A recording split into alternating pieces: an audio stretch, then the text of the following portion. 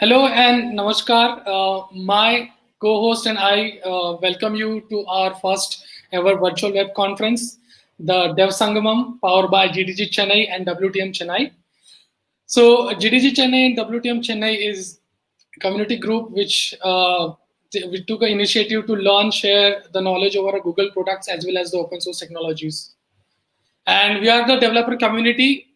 We host meetups, workshops throughout the year. Okay, and we also concentrate on the efforts of developers around the Chennai and as well as the India to share the productivity knowledge using the various Google products and same open source technology. So again, I welcome you all.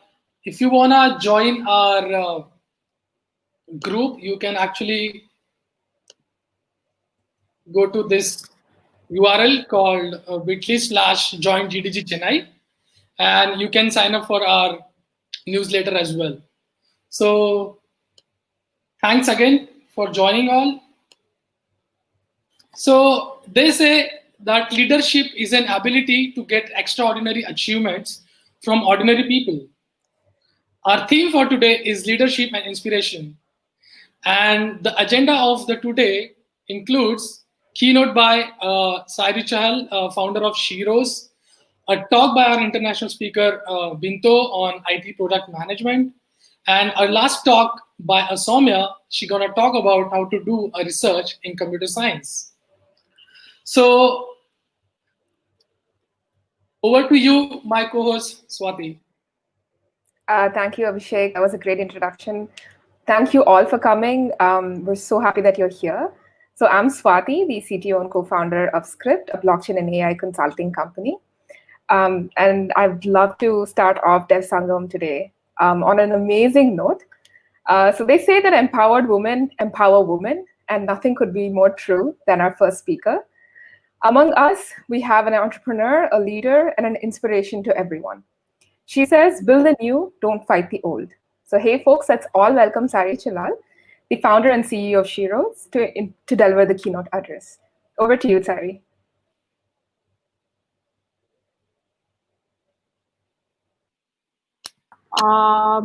And I'm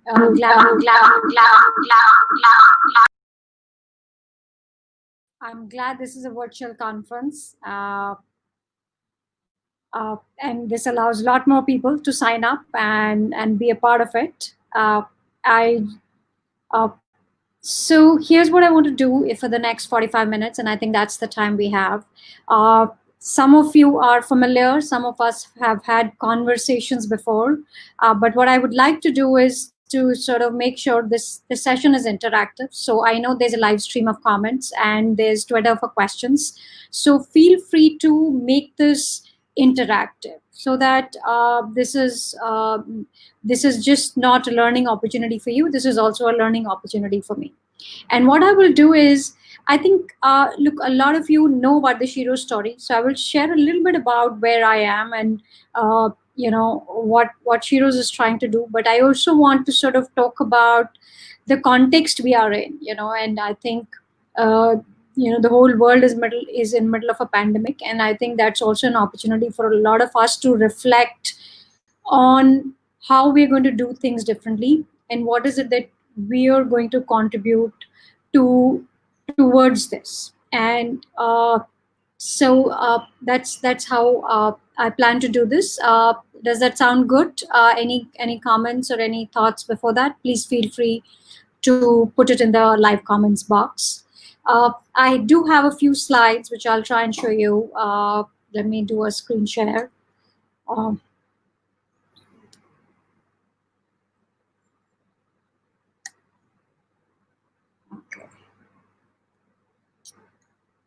So here I have a beautiful slide with actually somebody from Chennai who's also part of the Shiro's network.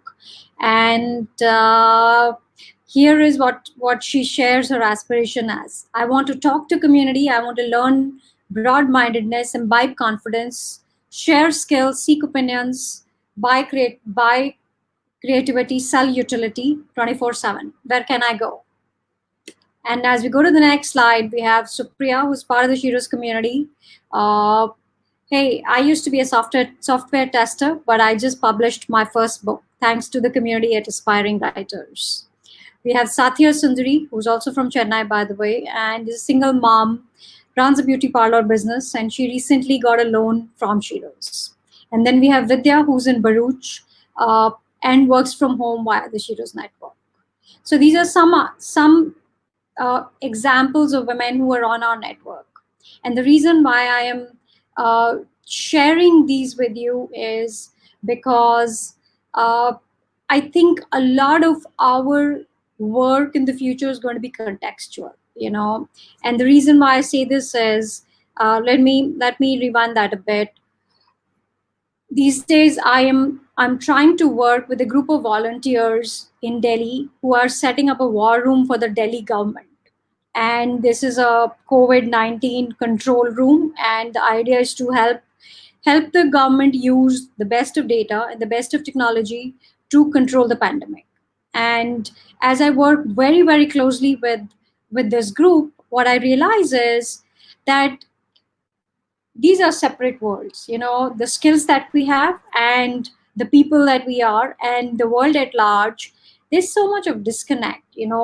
uh, People who understand data science do not understand governance. People who understand governance do not understand the power of supply chain. And I think as we sort of build the new world, context is hugely important, and nobody better than people who can ship code to bring the power of context. And in my own journey, I was able to do a little bit of this with Shiro's, and uh, there is nothing that inspires me more than using technology to solve problems that are near home.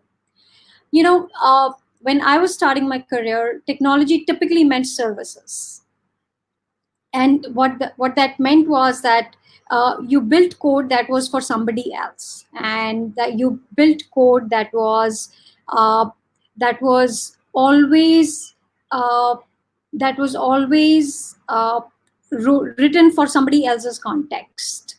Just give me a second, I'm trying to get the slides up. Okay, yeah, all right.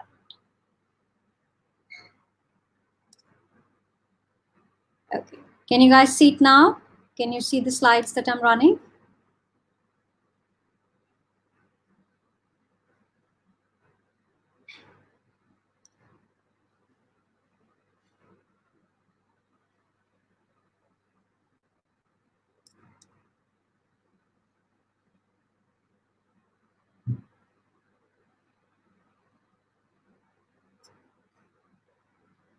Okay, can you guys see my slides now?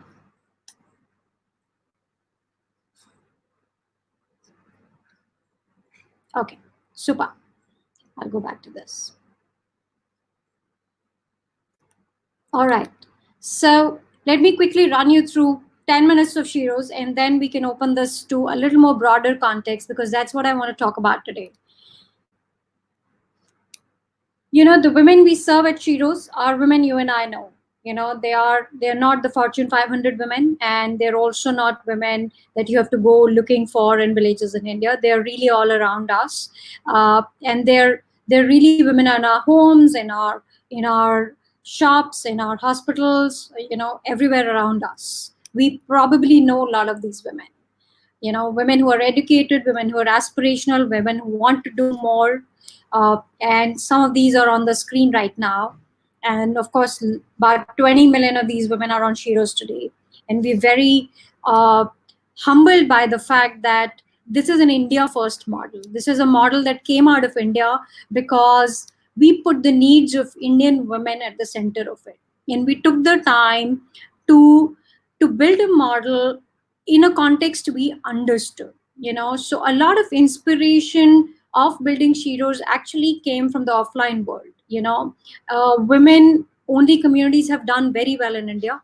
So if you see models like Seva or Amol or microfinance, or even WhatsApp groups or mom groups, these models exist. And a lot of our learning came from seeing the behaviors and needs of these women. and this is the fundamental model. So what do we put at the center of it? If you see, there's identity, which is bang in the center of the model, which means the need to establish one's own identity. And the reason why we all here, we all professionals looking for a professional identity for ourselves. We're looking to make a name for ourselves in life, and that's exactly what Shiro's model is built on.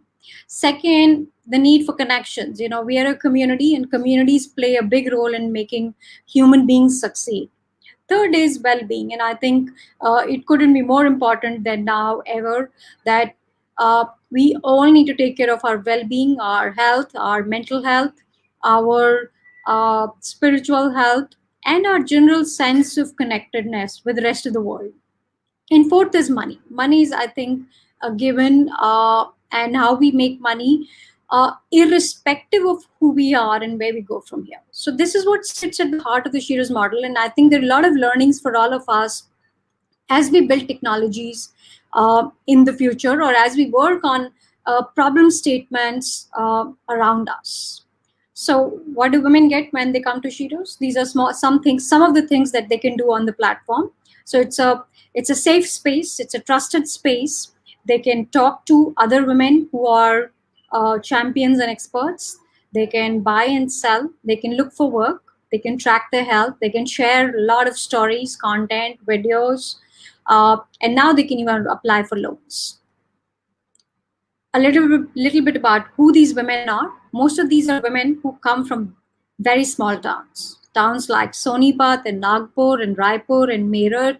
I grew up in one of these towns called Muzaffarnagar, and when I was a kid, I used to always dream of living in a big city, or at least dream of traveling the world. And I'm lucky enough to have fulfilled some of those dreams. But I think a large number of women in India still harbor these dreams of going on their first flight, their first salary, their business, their own business, their own book, and many more similar dreams.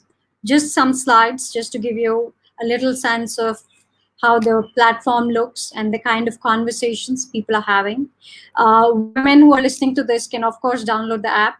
And if there are any men who want to check this out, ask us for a demo login and we will send it to you. So health and well-being is a very important theme, and I think this theme is amplified in the context we are in. As the pandemic grew, we saw the queries for anxiety, abuse, mental health support kept going up on the Shiro's platform, and we continue to expand our capacity to serve this. Career continues to be a central theme. A little bit about some of the women on the platform. They're really everyday women you see in markets and homes and colonies around you. Artists, sellers, freelancers, music lovers. So that's us in a nutshell. We want to serve about 100 million women, starting with India and hopefully outside of India, and help them build a safe, trusted experience of the internet for them. And I'm going to stop screen sharing at this point. So the reason I wanted to share this with you was, when I started my career, a lot of tech was being built for people who are not going to use it in your context. India was the leader in IT services, which meant we did a lot of shipping code, but we did very little of building products. And we did even lesser of solving problems. And, fast forwarded to 2020, and I think the biggest change that's happened in our lives is that we're all now more confident and more capable of solving problems that are around us. And if you look around, the most pressing problems around us are, I think, governance. For a long time, I used to think that, hey, people who are professionals should stay away from governance and politics because politicians do that. But clearly, that model is not working. And as young people, I want to encourage you to be more active in problem solving around you, and not just problem solving around tech, but problem solving around the life around you, whether it is, citizenship issues like infrastructure or healthcare access or education access or land records. These are all things that are close to home, and there's nobody else who's going to come from outside and solve these issues. I always felt women haven't gotten their enough due in the society, and we need to do something about it. But I also knew that the government's not going to do anything about it. Clearly, they don't have that much processing power, if I may say, problem solving power that you and I have. And I think that's the big shift that's happening around us. If you are following the COVID-19 task force, if you're following the ACT team, ACT is a bunch of entrepreneurs and investors who've actually funded a lot of initiatives for COVID research, including ramping up testing, PPE kits, a whole lot of difficult problems that needed to be solved, including setting up control rooms. There's a team of telemedicine doctors who are speaking to patients. It's called Step One. So the amount of amazing, fast problem solving that's happened right in front of our eyes has been way more than what governments have been able to do in a very, very long period of time. And I think that's kind of sets the tone for where we are, and as people who are building their careers and people who are going to sort of work on different products. I want you to keep this in the back of your mind, that you are part of the solution. If you're not part of the solution, then you're part of the problem. And I think we all have a chance to decide which side we want to take. I have a question here. Out of curiosity, apart from being exclusive for women, how different is it from Facebook? So I'm going to request you to not compare us to Facebook for two reasons. When you go to Facebook, you come out with less confidence. Facebook is a confidence reducing network. And when you go to Shiro's, it increases your confidence. It's a confidence inducing network. Secondly, we're not building an advertising focused platform. We're building a community, and we're building a platform where people bring their authentic selves. People do not put the best of their lives picture. It's also a platform where no politics is allowed. It's also a platform which keeps safety and trust at the center of it. And the reason why it's women only is not because we hate men. The reason it's women only is because a women only space allows us to allows women to open up, and it increases the trust between the members. And for us, that's an important input. And if you look at it, the way the platform is designed, it keeps 4 core elements at the framework of it. Online identity, your peer network, support around well-being, and then money. Facebook doesn't run helplines. It doesn't offer counseling. So I think just from a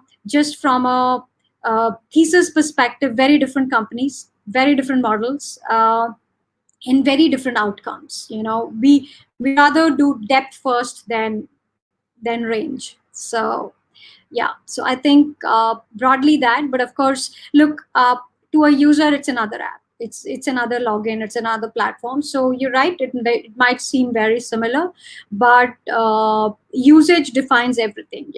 What is a user able to do from the network? We rather see this as a trust network where difficult things can happen much easily.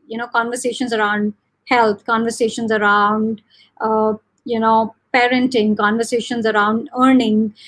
There's a community called English Winglish, and that came up because a lot of women came up and said, hey, my English is not so good, but I'm not sure where can I learn it. So it's a peer group where people are learning English from each other, and there are people who can teach English and there are people who can learn English, and they're collaborating. So that's kind of the context, and I hope that answers your question, Vishal. I'm just trying to see if there are any other questions. Lots of comments. Just scrolling, guys. Just give me a second. And please feel free to leave your questions here. I think, and I'm happy to answer anything that you might ask, even if it doesn't seem, please feel free to ask whatever you have on your mind. So going back to what I was saying, that look, the context of our lives today is very, very different. We live in a world where technology is a clear differentiator of scale and efficiency, and that's where a lot of value is being created. A lot of our generation will never have access to resources as let's say 3 generations before us: access to oil resources, access to land resources, access to a whole lot of real estate. I think, and as you go further down, that access becomes even lesser. So if you look at millennials, if you look at Gen Z, if you look at teens who are in schools today, their slice of that pie keeps getting thinner and thinner. But what keeps getting fatter is their access to information, their access to communities, and their access to collaborative problem solving. Are there any K-pop fans in the house? Okay, I want to share with you a small example of my own daughter, who's 13. She's a K-pop fan, and I posted an article on Twitter this morning, which was around K-pop fans mobilizing against the events in the United States, and mobilizing the Black Lives Matter movement. And I was really amazed that millions and millions of these fans can change messaging around the world, and they're all sort of super responsible, they're super committed, and they're all very woke. They're very aware of what's going on in the world around their own commitment to the world around them.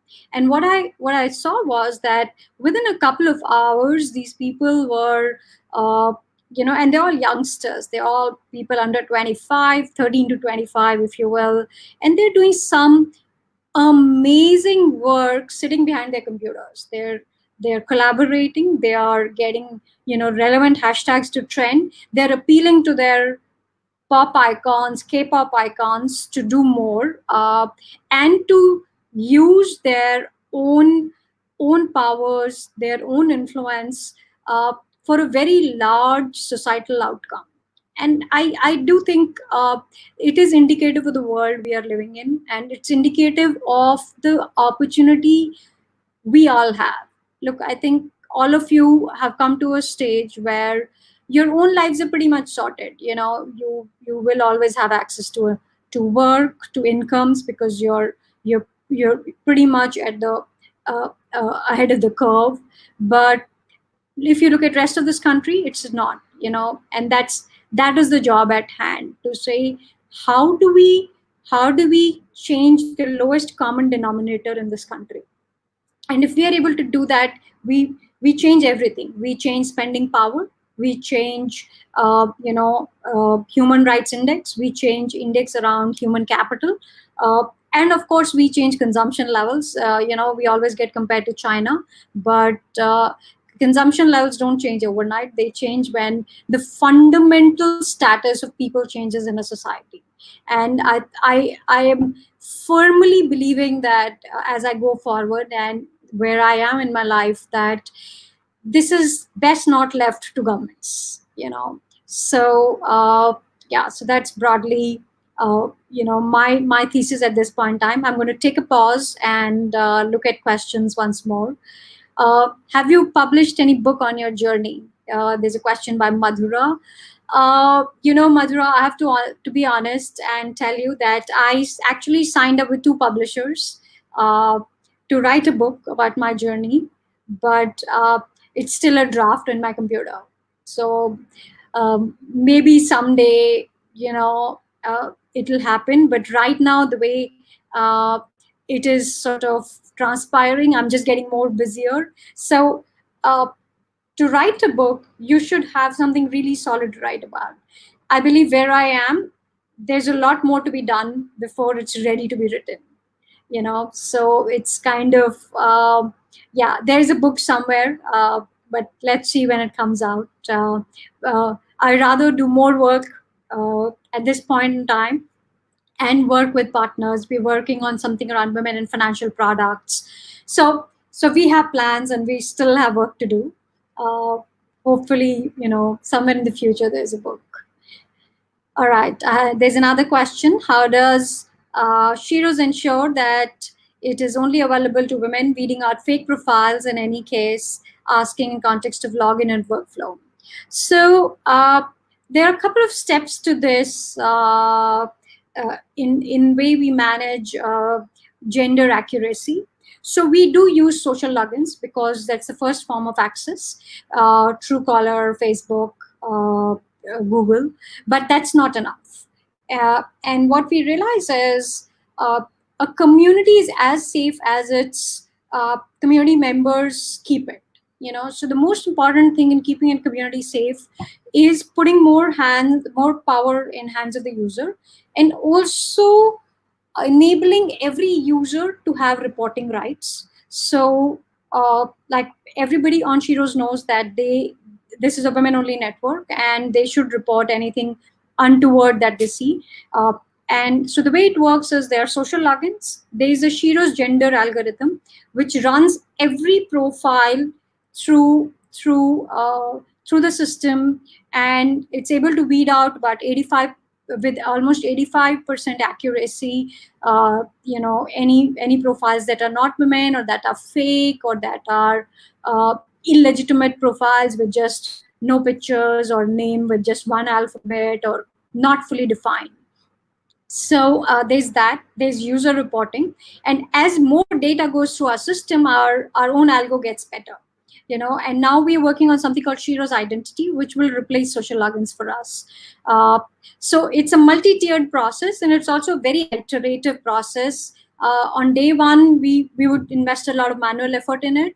Today, we invest very little, and hopefully going forward, the manual effort will become even less. So yeah, so that's how we keep it safe. But to be very honest, machine learning or no machine learning, the reason this works is because users take ownership of the platform. And that's really, really important for users to know that this is their space. If they don't keep it clean, then it won't stay clean for a long time. So it needs that kind of ownership from everyone. Swati has a question. How did you build such an engaging community? Any tips for that? I think it's actually simple, and the reason I say it's simple is, but simple is hard to do. The fact that users do what the platform allows them to do, right? So, for example, Facebook allows you to get away with anything, any form of news, any form of fake news, any form of political news, any form of abusive behavior, but you can't do that on Shiro's. You can't post political content. You can't post news. It's a personal network and it's a community, which means you have to have a give and take relationship. You're sometimes a giver, you're sometimes a taker, but you got to change sides and you got to sort of be a part of the circle. And, a community is really connected commonness, right? Things that you and I care about deeply in a common place, right? That's our bond, right? So we are a community of developers here. We really care about new technologies. We really care about the impact of our work. We really want to learn new things. So that's what is common between us. What is common between women at Shiro's? One, they all understand each other's stories. They all understand the barriers women face, but they all also understand common aspirations. That hey, we're all bound by our own dreams. We're not competing here. We are collaborating here because we are all on our different journeys. And the third very important thing is model behavior. If you teach users what is good behavior and what is bad behavior, they always follow it. So if Twitter and Facebook had allowed removing of trollsome and abusive content early on, I promise you it wouldn't have gotten so bad. So I think seeding that behavior. And fourth, of course, I think founders play a role, being out there. So if you're on the Shiro's platform, you will see me very often.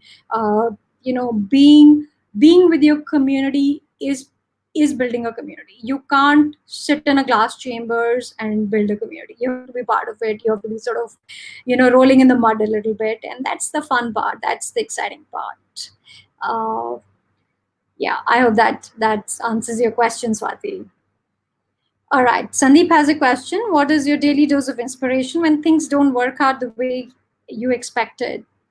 Hey, Sandeep, I think this happens a lot on an everyday basis. Things actually don't work out the way you expect them to.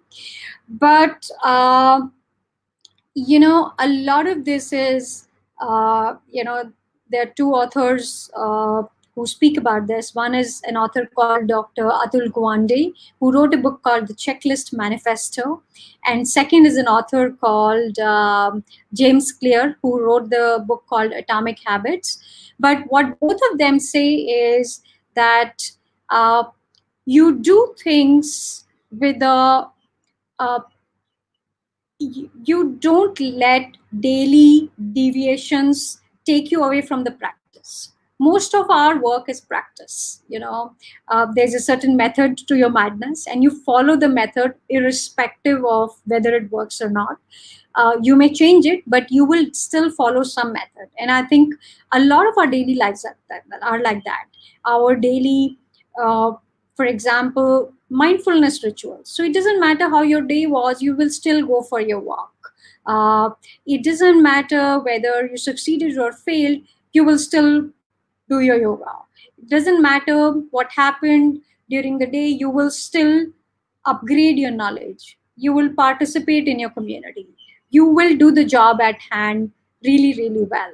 And I think that's the opportunity for all of us, that you do not measure yourself daily. You reflect on it daily, but you do not measure yourself, because what it does is it causes us more anxiety, and human beings don't do good decisions when they're either fearful or anxious. So, sort of coming down to earth once a day, to your own heart, to your own soul, is a good exercise to know that you don't control everything. You didn't cause all the good things that happened. You also didn't cause all the bad things that happened. You're a little role player in this whole practice. There's a part in the play, going Shakespearean a little bit here. Does Shiro's have physical community in cities, or is it only virtual? We do have a lot of offline meetups, and we have a lot of partnerships, but we don't have like a physical center. We don't own any piece of real estate, and we take pride in the fact that we are all virtual, and that allows a lot more women to sort of be part of it. We do a lot of stuff offline just to enforce more trust and connection between members, but not more than that. Varun has a question which says, how do you sustain a growing business? How do you decide what to do next? There are two ways to look at this. One is some things are pre-decided, but some things you sort of maneuver. Look, I think there is big enough playbook on how to run a business. Running a business is actually very simple, because it's really two sides of the equation. There's expenses, there's revenue, there's profit, there's loss, and there is a core mission, right? In our case, our mission is at the center of it all. It's our decision-making compass. We use it to take calls, but we also realize if you're not sustainable as a business, or if you're not profitable as a business, then we're not a business, right? We're not sort of moving in the direction we should be moving. So as a company, we have 3 revenue lines, and they're very different revenue lines, but each of these revenue lines are profitable in themselves, which means they have the ability to generate cash for the company. And COVID-19 has reinforced that cash is king, and customer money is the best kind of money. We are a venture-backed company, but we've broken even. We have 3 revenue lines, and we now are scaling all these lines into profitability. So that's the fundamental design of business. And of course, as a company, there's only one thesis, that everything we do has to benefit women directly. So women find work, women find advice, they find credit, financial products, peer-to-peer marketplace, all of that. And how do you decide what to do next? I think for us, there's a long-term vision. So for example, anything that enables to get to 100 million women is on the roadmap, right? Anything that helps us to, meet our next quarter's wages is on the mission. So you do a little bit of short-term thinking and you do a lot of long-term thinking, and you constantly, it's a little like a tango. You need both steps. You need a foot forward and you also need a foot back to understand how you're doing. Vishal says, you said your platform is not focused on ads. Does it mean it has no ads at all? How do we generate revenue? So you're right, Vishal. We don't have any ads, which means we don't have an ad network. But we do work with brands to create partnerships. So I'll give you an example of a partnership. Recently, there was a show called She on Netflix. So Shiro's and Netflix partnered with each other to launch that show. Shiro's used the platform to create a lot of user-generated content, to run challenges, and Netflix sort of used the platform to, evangelize the show and its content. So it's not ads that we are running, but we are using the platform towards a certain outcome. Typically, our revenue streams in this direction would mean that either brands build their identities on the platform, which means they build their own communities, they build their own handles, they use the platform to amplify, or so for example, we're working with a large insurance company and they are using the platform to build themselves an army of financial consultants. So it's not advertising revenue, but it's platform revenue. So slight difference. The ability to misuse the platform is much lower in this case. So I hope that answers your question. My suggestions for a young entrepreneur. I feel all of us are entrepreneurs now. Some of us don't run a company and some of us do.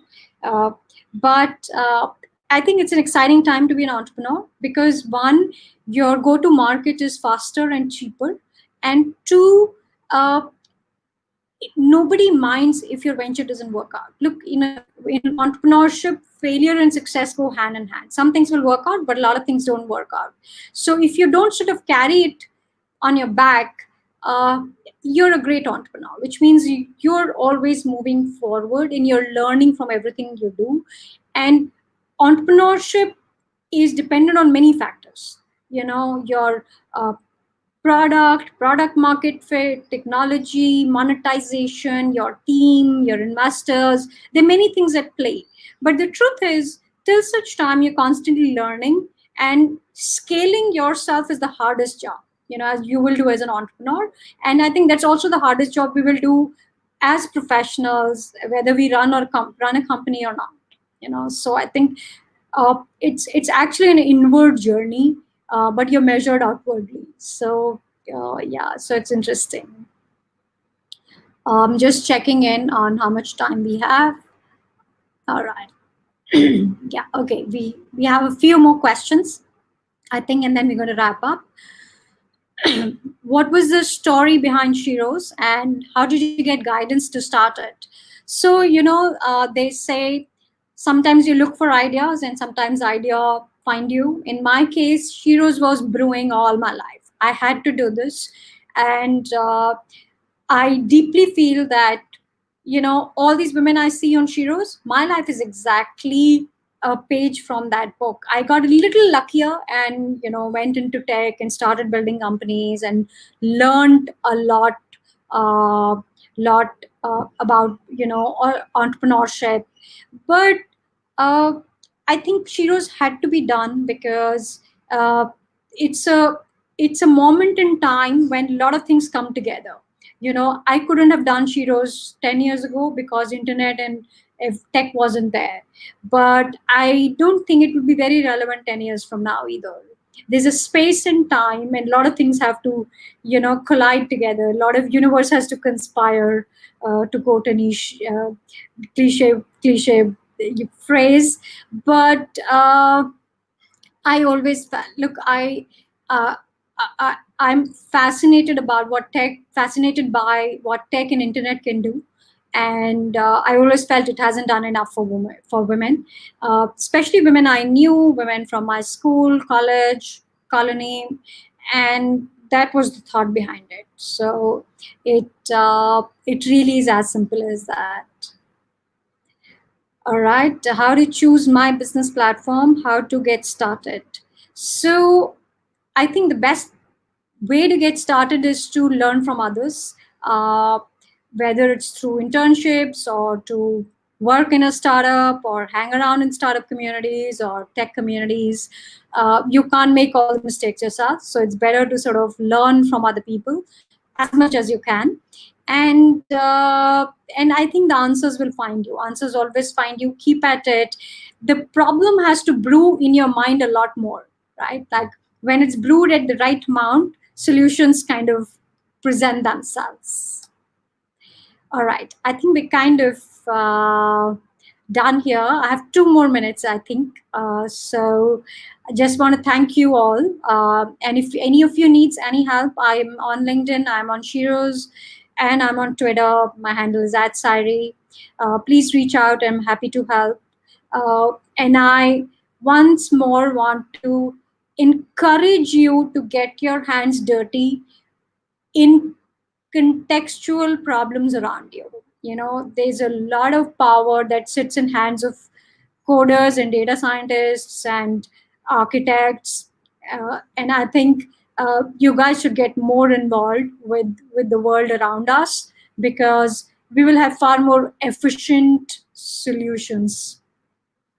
So that's pretty much from me. All the best to each one of you, and look forward to seeing you in person whenever the pandemic gets over. Take care, guys. Hi, Sari. Thank you so much for the amazing talk. It was such an inspirational and very clearly put talk. I absolutely loved it. Thank you so much. I would just like to talk to you, like maybe a little about the book that you mentioned, James Clear's Atomic Habits. Yeah. So what did you kind of pick up from it, and how do you think it could help the audience that we have here today? So most of them are students. They are either trying to get their first jobs or maybe start a company. So just like a closing thought. Right. So there are 2 things that are my takeaway. One is 1% improvement adds up to a lot within 1 year. So 1% improvement is actually 37% compounded improvement in a year's time. So that's one. But second is, just small habits matter a lot. So for example, everyone says, hey, you should drink 6 glasses of water or 8 glasses of water, right? But if you just manage to hack that, it will take care of 20% of your health and make sure a lot of things go right. Similarly, you should go for a walk. Just those 20 minutes of walk. It's not more, it's not 1 hour. It'll change your life in many ways. Just that 5 minutes of meditation will clear your head. So a lot of big change comes from small practices, really small practices. Like I want to share the last example here. I love yoga, and I started doing yoga many years ago, literally in my living room with YouTube. So a lot of people ask me, where did you learn? I'm like, I learned from YouTube. So I started by just doing, 2-3 simple stretches, because I didn't know yoga at all. So I did what was the simplest, just bending down and touching my feet. I started with doing that 5 times. So, and then I learned one more and one more. By end of the year, I had learned a lot, right? And then it meant that now I have to keep doing this every day. I've learned enough, but now I have to do this every day. And that's the power of small habits, right? So, and they're all simple things. They're things actually your mom told you, but nobody listens to their moms. So, they're all simple things. Please take notes in meetings. Look at your notes when you're or working on something, or keep your phone away from your bedroom.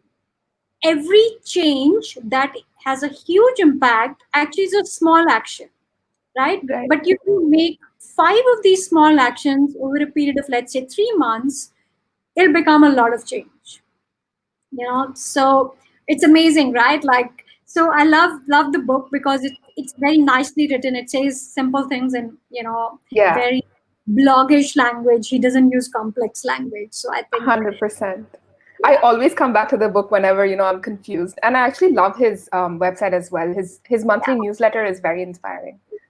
Well, thank you so much, Sari. I think what we took away from your talk is to start today and start small, but be consistent. Absolutely. And ask for help. There's a lot of help, and here's a community. Nobody got there alone. Yeah. So as a last question, what K-pop song is stuck in your head now because of your daughter?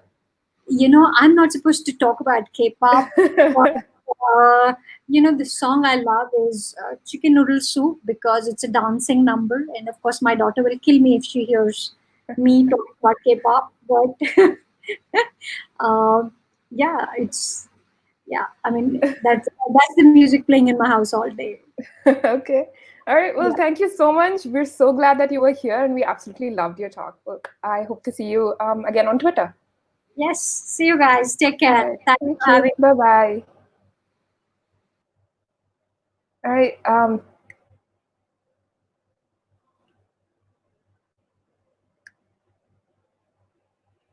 So thank you, Sari. I hope you all are enjoying our session. Feel free to drop in your questions or your comments in the live chat below. So our next speaker is Bintu Duno. She's a WTM ambassador from Guinea, Africa. She works as a project manager in a telecom company and has experience working in Tech Mahindra, Intel, Ericsson, and more.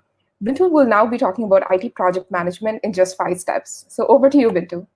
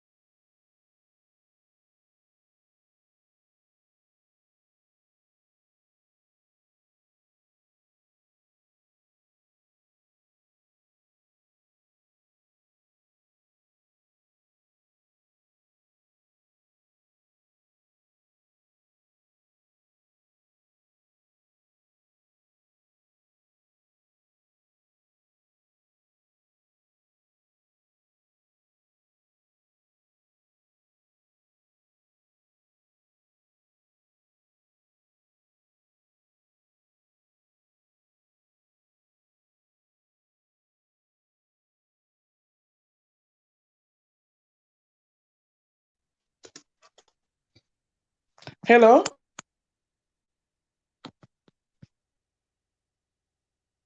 Hello, can you hear me?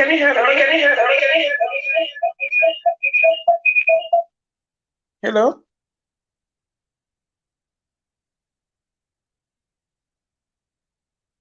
Okay. No, I'm using my phone. Sorry for that. Okay. Good morning. I'm Bintu from Guinea Conakry. It's not Papua Guinea. Guinea-Conakry is on Africa. Okay, we have three Guinea here: Guinea-Conakry, Guinea-Bissau, and Guinea-Equatorial. So I'm a PMO manager in telecom company. I'm also a woman tech makers for Google, ambassador for Google in Guinea. So now I'm going to present to you the overview about the IT project management. Okay. But now I'm using my phone. I'm not able to share my screen. But if it's necessary, maybe the team can share it, or we can go like this. Just send me a message. It's okay for you. If it's not necessary to share my screen, you can go ahead like this.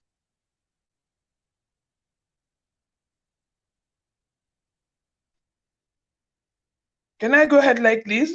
It's okay? Okay, thank you.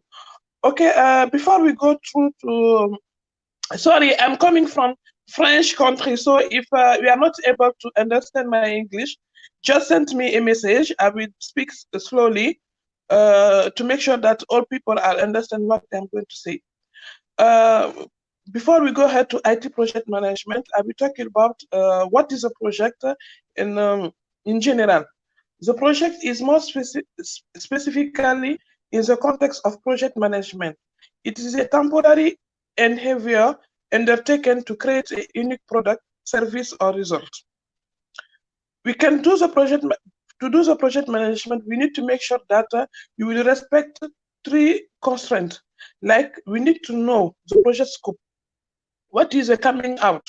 Okay, what you are going to have after the project delivery. What is the timeline for the project? What is the cost allowed to the project to make sure that we are not going to do the over budget of the project? It's okay. For the IT project management, the IT project management include the overseeing project for software development, hardware installation, network upgrade, cloud computing and virtualization rollout, business analytic and data management project, implementing IT service. Noted also that the project have a life cycle. Okay, for the life cycle, some institute can talking about 4. Some of them are talking about 5. Why the first phase is the conception and initiation. We need to make sure that we are understanding the purpose of the project to make sure that it's possible to know the feasibility of the project. So for that, the project owner and the project manager will discuss about this project to initiate it to make sure that everything is okay before we go to the planification. Regarding the phase 2 is a definition and planning. We will do the project scope, final scope, including the corresponding budget. We will do also the work gradient structure, will coming from the high activity to the small activity, to do the communication plan, the risk plan also for the project. So phase 3 is a launch project execution. Okay, now we have your project full plan. Okay, we can we can allow the resource to make sure that the KPI required for the project, we are going to respect it, the quality also, and make sure that we are focused on the forecast of the project. The four phases is performance and control. In this case, we can do the meeting, regular meeting with the team to make sure that we will have the quality delivery, the effort and cost are tracking, and performance also are tracking. The last phase is the project closure. On that, we will close the project and give the project to the project owner to make sure that the outcome required in the beginning of the project, we are going to have it in the end of the project. So now, we'll go through one by one. The project initiation. The initiation is the first phase of the project life cycle. This is where the project value and feasibility are measured. Project manager typically use 2 evaluation tools to decide whether or not to pursue the project. So in this beginning, After the analyzing, the project owner and project management can decide if they will continue the project or not. So we have two steps for two phases for that. We need to initiate a business case document. This business case document will help us to know what is the need for the project. What do you need for the project, and also know the estimate of potential financial benefit of this project that we are going to implement. Like if we want to implement a new application, mobile application. And also the second phase, the feasibility study. We'll know your goals, your timeline, and cost of the project, and the project can make sense also. The project planning is a guidance for obtaining human resource, acquiring financing, and procuring required material. We can have two teams. Okay, we have team direction and preparation team. The team direction will help us to have a quality output, handling risk, creating acceptance, communicating benefit to stakeholders, and managing supplier. Because we are talking about suppliers here, maybe it's possible to outsourcing some activity to other companies. For example, I need to go do the application, but I don't have enough resource. I don't have enough people, material for that. So I can do the outsourcing with another vendor. For the prepared team, we need to analyze also the obstacle, the coming obstacle that we can have during the project management. We need to understand also the cost, the scope, the time frame of the project that we are going to implement. For the project execution, okay, we're talking about the work breakdown structure. We can use MS Project is the right tools that we can use to do this project work breakdown structure. The project execution is all about building deliverable to satisfy the customer. Team leaders make this happen by allocating resources and keeping team members focused on their assigned task. So if I take one example about the software development and implementation, okay, this is the global scope of the project. So in that case, we have many tasks. For example, we need to evaluate the requirement, to do the design, to do the research and develop, to do some test and installment. After that, we have also the small activities like initiate the requirement, detail the requirement. One by one, we can coming from big a big request to a small activity to make sure that we will take account all activities, including about this project, need to be delivered. After we have the project monitoring and control. As a team members execute their project plan, they must constantly monitor their own progress. How we can monitor your progress? We can do the regular meeting. If you take IT project, it's not like a traditional project. We have many times we need to develop something, check it, change it, okay, again. So we need to have a regular meeting. It will be like a daily meeting, okay, to make sure that we are respecting all the deadline, all the performance of the project. So we can do the regular meeting, do the regular report, we can share to all stakeholders. Okay, so this project monitoring and control can help us to guarantee the delivery, to prevent the scope creep, to track various from allotted cost and time, to calculate the key performance indicator. The last phase is project closure. The team close the project when they deliver the finished project to the customer, communicating completion to stakeholder, and releasing resource to other project. So that case, the project team and the project owners, they will sign the acceptance if all KPI was validated. They will do the handover process.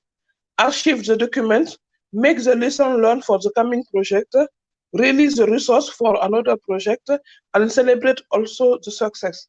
This celebration is very, very important, because during some time, during some period, we allot the resource for one project, and after that, before we release those resources, we need to thankful them and celebrate after the project closure. So for the IT, before we go through the IT project management approach, I will present you some traditional project, some approach that all the project manager can use. We have a traditional project management approach. It's fair bare bond. We have agile project management. Is, as a word implies, flexible. It's also constantly changing.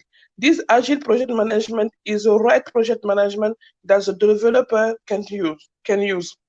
We have the waterfall approach. Is good for the project that have linear step. We have a system project management.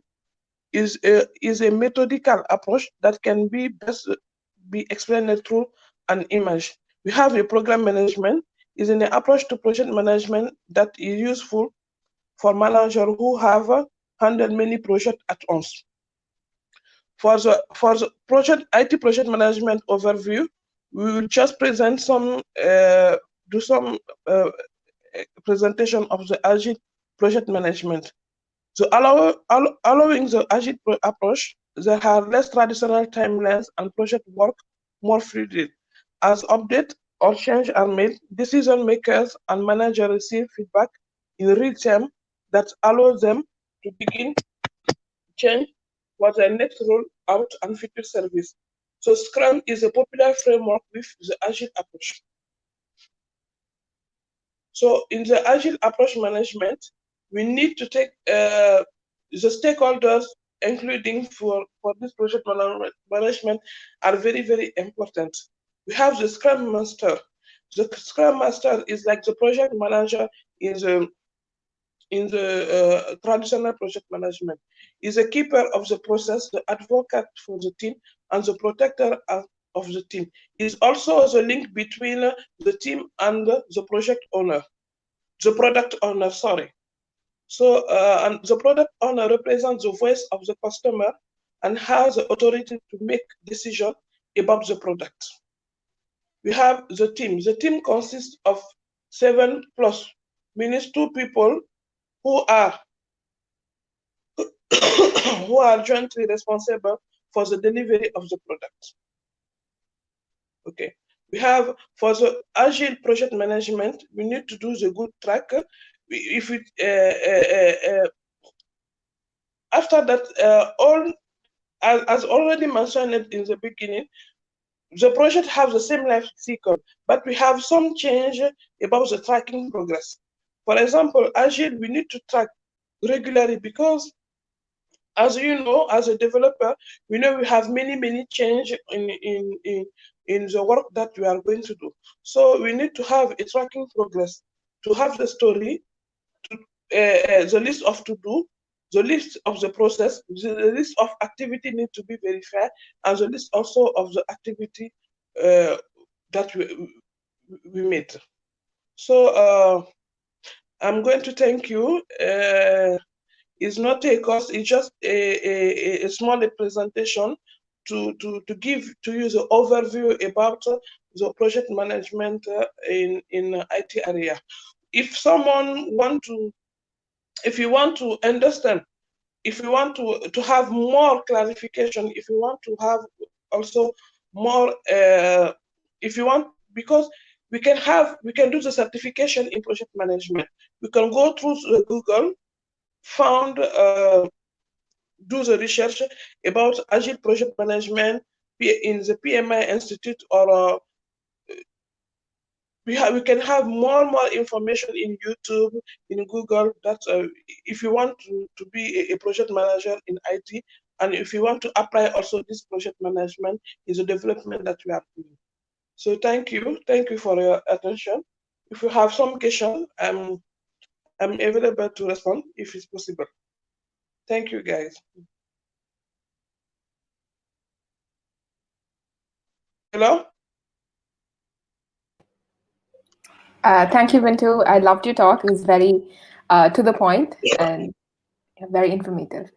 So I would just like to ask you, like, a couple of questions if you've got the time. Yeah. Mm-hmm. Yeah. So this is going to be like more of like a rapid fire round. So we're just going to ask you options and you can choose what you think is right. So when you usually learn a new technology, how do you do it? Do you use books or do you go online tutorials? Can you come again, please? Please, Yeah. please speak slowly. I told you, I'm coming from French country, so Okay. Got it. It's not easy for me to understand very well what we are going to say. So please when come you're sure, no problem. I'll do that. So when you're learning something new, what do you use to learn it? Do you use books or do you use like online tutorials?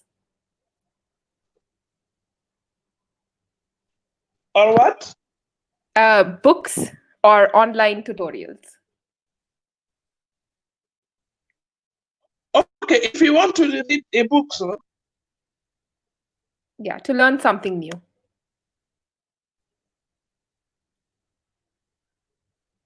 to learn something to me. Yes.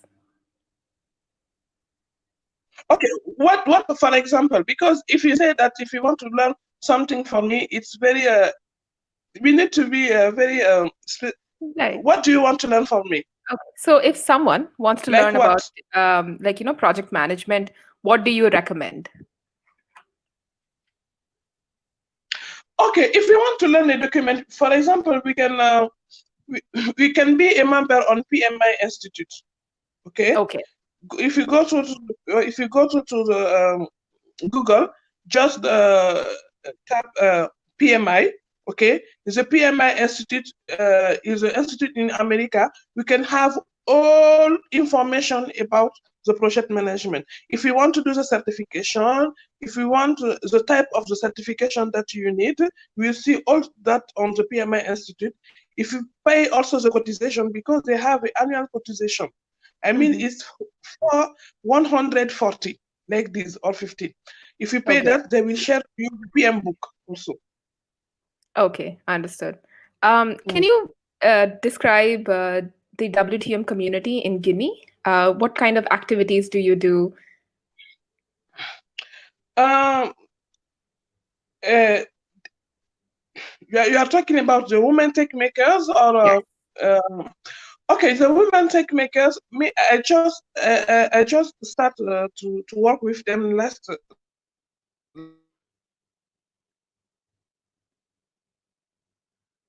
Okay. last December.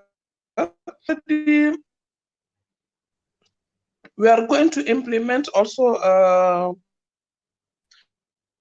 one program to boost some women. Okay.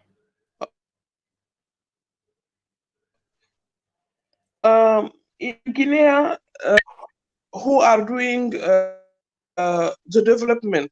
So we already start the campaign history to an institution also to find a way how we can motivate the people, the women, to handle to learn this to learn the ethic in university.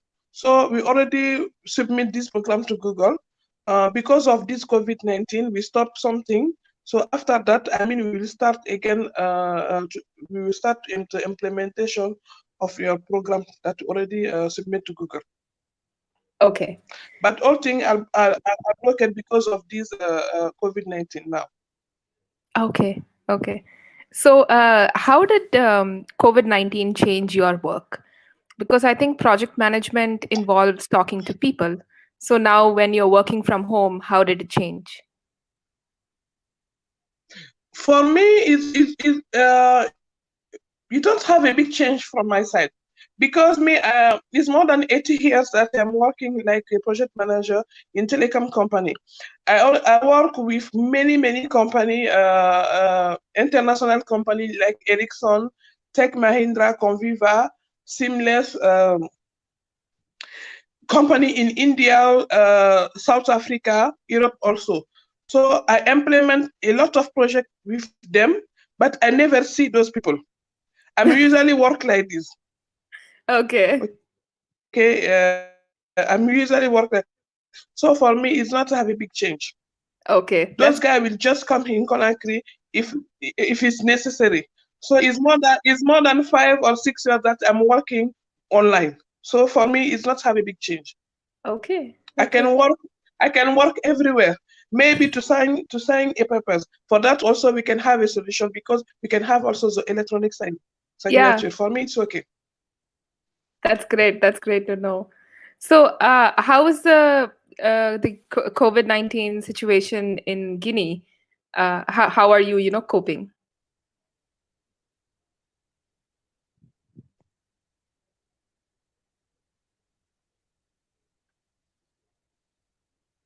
Mm-hmm. Can you come again, please? Yeah. How is the COVID-19 situation in Guinea? How are you handling the virus?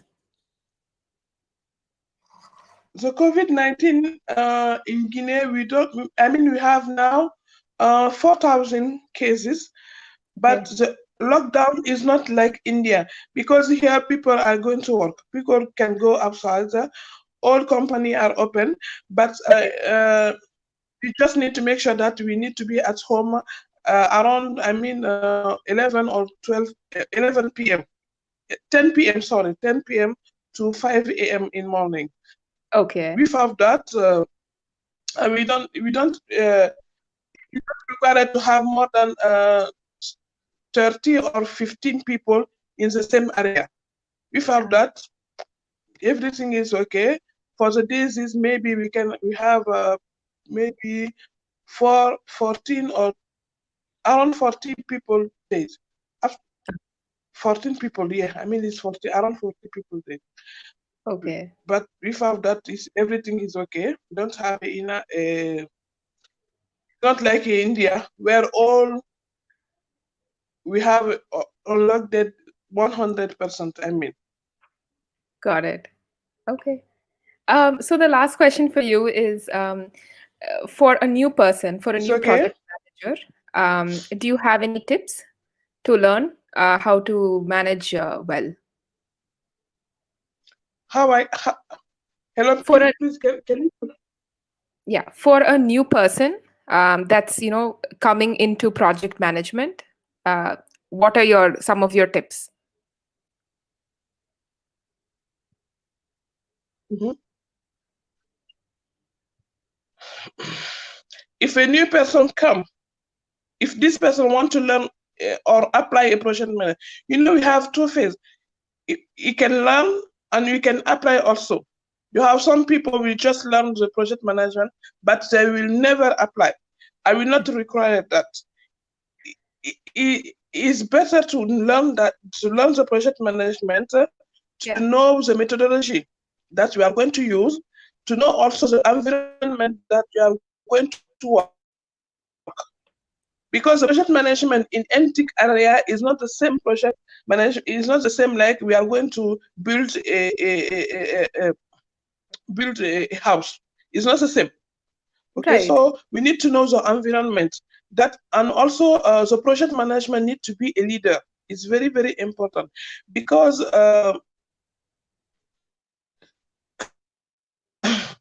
the real problem that you can have the project management is a stakeholder management, is a resource management. You can manage the machine, you can manage a application or a team. Is very, very difficult. So the project manager need also to be a leader. It's very, very important. Yeah. So for the new person who is the first time for him to be in project management area, he need to read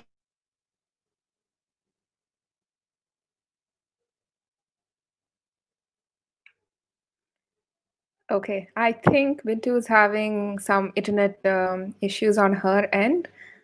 Well, I hope you guys enjoyed the talk. If any of you guys are looking to get into project management, it's a wonderful field. So I encourage you to do the same. All right. Well, thank you so much, Bintu. We hope to see you again soon. So we'll now go over to the next session.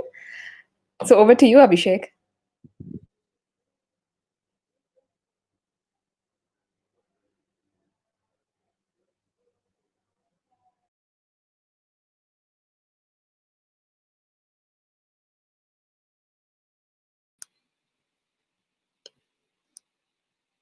Thank you, Swati.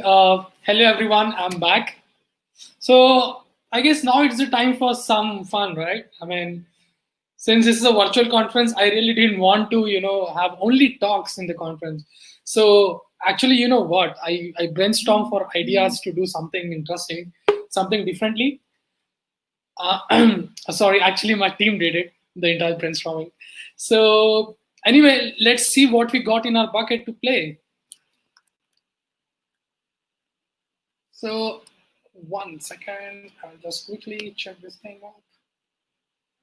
Okay. So yeah, we are back with the icebreaker thing. So I just want to have a quick check. Like I hope you all can see my screen, right? If not, please comment. Do comment. If not, I'll just do a quick check so that we can actually start this game.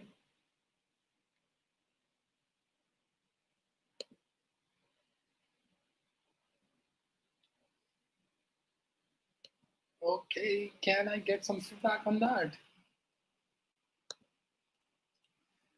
Okay, so I'll explain you the rules. So basically, this game is actually without rules. Just kidding. So how you can play this game? So it will be like a sort of Pictionary. So it can be related to anything. Okay. So I'll be showing you some pictures, and you have to identify the word, or the word can be related to technology, products, or any software tool, or anything. And I am pretty sure it's not gonna be too easy. Okay. And the person top 3 or 5 person will guess the right answer. We're gonna get something at the end of the conference. I mean to say after end of the 4-day conference. So just be attentive. You're gonna get only 25 seconds maximum to guess the answer, and it's gonna be interesting. Just be ready. So now, okay, we got something here. Guess the gibberish. Oh, I mean, I started this thing. It's not that much hard. Let's see what thing we got from audience.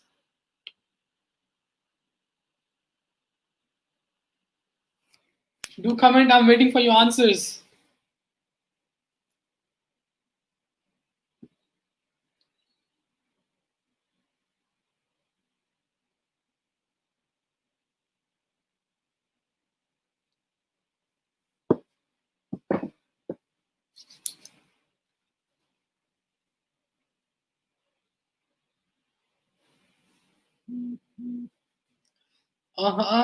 No, no comments yet.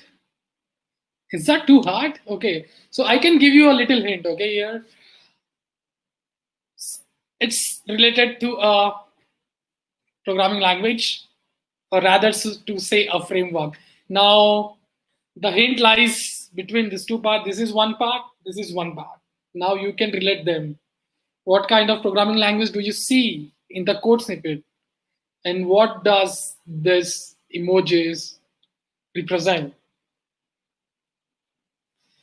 We got an answer like hello world. Okay, some interesting answers. Okay, I don't. So here we go with smiley js. No, it's not that. Yeah, the language is JavaScript, of course, but you have to come up with a framework name. Now I'm giving you a real hint. It's a framework name. No, hello world. No, no, hello world. Okay. Okay, so I guess we have top 3 answers. That's right. It's React.js. The emojis are representing reactions, and then we have a snippet of JavaScript. So it's React.js. Just right. So Anand Viryan, Ashutosh Shahu, Suresh Kumar. Like, I guess you guys are like quite intuitive in getting the answers. Well, let's see who gets it for next time. So we have a next dictionary. Let's see who does it. So the answer is, of course, React.js. Now comes the next part. Okay. I guess it's not gonna be that much tough this time. So I'll give you a hint, okay? So it's like it's a Google product, okay? And you have to just guess the name now. And I can drop you one more hint after like few more seconds. What is that? Ape. I hope you have seen this movie, Dawn of the Apes. Caesar, right? His name is Caesar. So by the way, for the right answers, our volunteers are there. They're monitoring the YouTube live chat. So the person who actually answers the right answer, actually answers the question, gets the right quiz, will get something at the end of the conference. And we are noting down, names, and we'll also get the email IDs at the end of this. Fine, I'll drop a hint now. So it's a Google product, which is actually being used in VR technology, released by a Google very long back. No, it's not MongoDB. You can relate. What does the last part say? What instrument is that? It's a drum, right? Now, actually, I'll give you a lot of hints. The dash drum or drum can be manipulated in other words as well. I'll wait more 5 minutes. Sorry, my bad. More 5 seconds, and then I'll reveal the answer. It's gonna be. I guess it's pretty tough now. I thought it was easy. Okay, so let's not wait that much long. We got next talk as well. So basically, it's a Google Daydream. It's a VR headset developed and designed by Google. I know that was pretty confusing. Maybe some images didn't match even the context, but yeah, that was the closest thing we could do to come up with this thing. No problem. We got some sort of easy questions as well coming soon. So yeah, it's a Google AR, but the name of this thing is Daydream. So no winners for this quiz. Oh, bad luck. Now, oh my God. So this is the actually toughest one, but I'll drop a hint right away.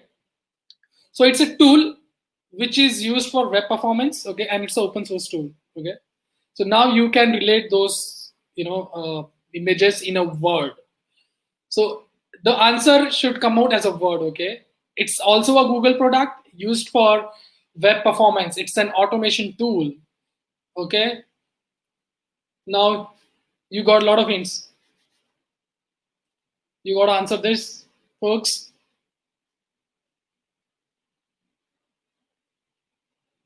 Okay, I'll just give you the hint that the Google itself, I mean, Google what will be there in that. Now you have to guess other three part. So the first image represents a Google, okay? Okay, there is a go written on the girl. It's a Google, just to give you the close meaning of that. Now you have to guess other three parts, and if a person can guess that, like that person should like really smart. I mean, it's pretty tough. No, it's not Golang. Okay, I guess we got an answer. That's correct. It's a lighthouse. So Google has a product called Lighthouse, which is used for web performance enhancement. It's an automation tool. That was pretty easy for students, I guess, right? Okay, let's see what we got next. Meanwhile, I'll also have to check on the time so that we are having our next speaker in waiting queue as well. So I'll not take more time.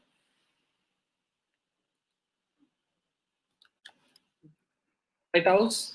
Okay, this should be the easiest one. Like really. So it's a Google product again. Okay, that's a hint. Now after that, I'm not gonna give any hint because it's too easy.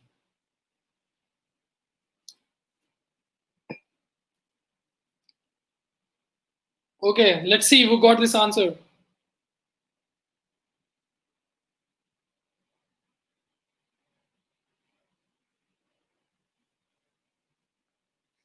Okay, let's see. So if I give you one more hint, everybody can guess it. So I don't want to drop it right away. Okay.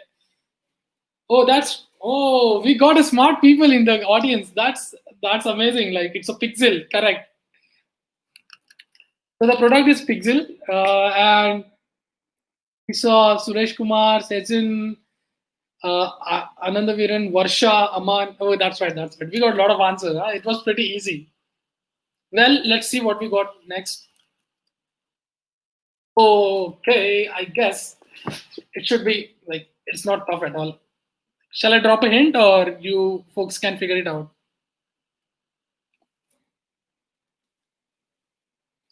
I guess there shouldn't be any hint for this. It's just pretty easy.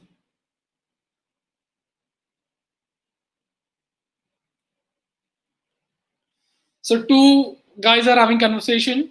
I am not dropping hint. I need to see what exactly you are guessing. Just drop the answers. I'm really excited. Okay, we got a smart person here. Rivati Shivaram. Okay, that's right. It's a dialogue flow. Correct. Okay. Again, Suresh. Suresh, I guess you are really good in doing Pictionary game, huh? Like you're guessing all the answers right. Not TensorFlow, it's dialogue flow. That's correct. So it's a dialogue flow. Two people are having conversation and then flow of water. So let's see next. This is also one of the Google product. It's basically a software to be say in terms of like it's a software basically. Yeah. So you have to guess this one now. So these two images actually represent two words. Okay. And that comes out to be a software, or it can be anything. I mean, anything in a sense, not a hardware tool or something. It will be in software terms. So you see a watch and this small baby saying, "Oh yes, what's that?" Maybe you can tune in the "oh yes" to something else. Who guess?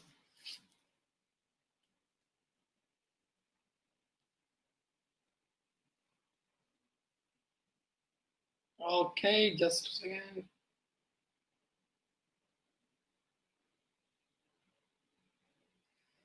Okay, so we see. Okay, that's nice. Okay, so we got an answer like watch OS. I guess that's not from Google, it's from Apple. But yeah, we got the right answers here. It's Wear OS, and I guess a lot of people have mentioned it's Somu. Okay, I didn't know Somu is also playing. Soma Sundaram said it's Wear OS. That's right. Aman, Kamal, Akash, Karthik. It's not watch OS, it's Wear OS. So yeah, that's the right answer. Okay, this one. Now, this is also a sort of, it's not a tool. You can say it's sort of subscription plan or something like that.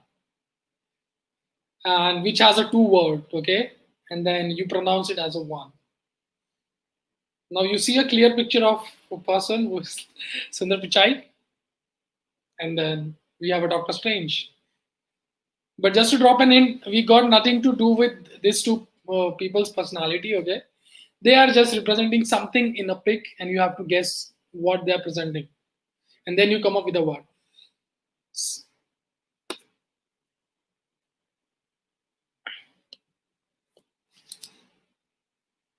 It's a SaaS product.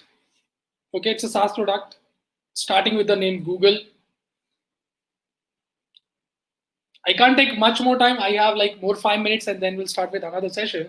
So we got to get it right. No, it's not YouTube, Ashutosh. No, it's not a YouTube. So first word will start with Google, okay? So I actually completed your half quiz. You have to guess the second one. Okay, I guess we have a master of Pictionary whose name is Suresh Kumar. I mean, he's literally answering all the answers right. Okay, Vaibhav. Okay, hey Vaibhav, you are also right. It's Google One. That's correct. So it's Google One. Okay, and there's a slight change now in the game. Like this is the last one we have, And this is also a app basically. Okay, it's a hint. It's an app. It's an app by Google. You see a path. What does it say? It's you see a. No, it's not a Google Drive. It's not a Google Drive. I can give you one hint. Okay, just one hint. So the second picture actually has a alphabet in that word. It's just one word. Okay, one word that represents an application, a app, a Google app, and ends with the. No, not Tej, but that was a good one. But it's not Tej. It's not Google Tej. No pay Google. Okay, navigation. Now I'll be more specific. Okay, so this app is all about navigation. No maps. So the word ends with Z-E. Z-E. Okay, let's not waste time. I guess this is the pretty toughest one. It's not. The tool is navigation. Okay, I guess. I guess I answered itself. Anyways, it's Waze. It's a GPS support. It's a GPS navigation app, okay, which is owned by Google. So it's Waze. Now this one you gotta be, this is the last one we have right now in Pictionary, okay. So a map, a US map, a speedometer. It's not a speedometer, sorry. It's a fuel meter, fuel tank meter, a wheat, and a jet. So this is very specific to a programming, okay, which is being used a lot in Flutter apps.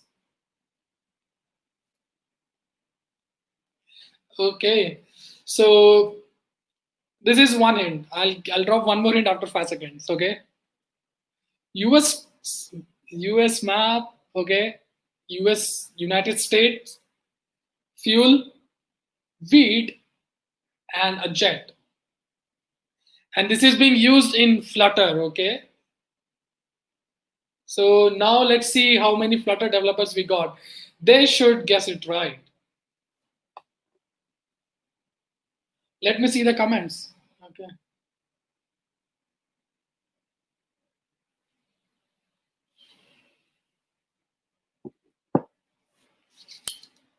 Okay, I'll drop one more in now. Okay, I'll complete one word. It's not a word. One word I'll complete. So it's okay, Suraj, you are very much close. Useful widget. Yeah, that's right. But that's not the correct answer. Okay, I guess we have a right answer here. Shivani Chandar. Okay, she guessed it right. So it's a stateful widget. I'm gonna break this down. Okay. So United States, F says a full and vid and jet. So it's stateful widget.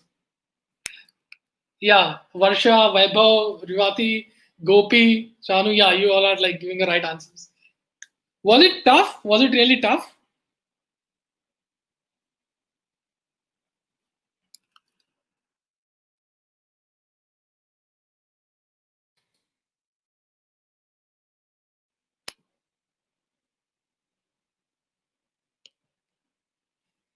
Okay, I just want to know, I hope you enjoyed this game. And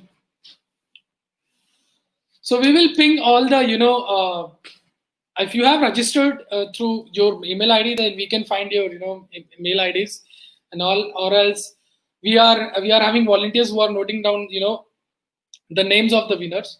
So we will get back to you and at the end of the conference, to see what we got for you as a winner. Okay.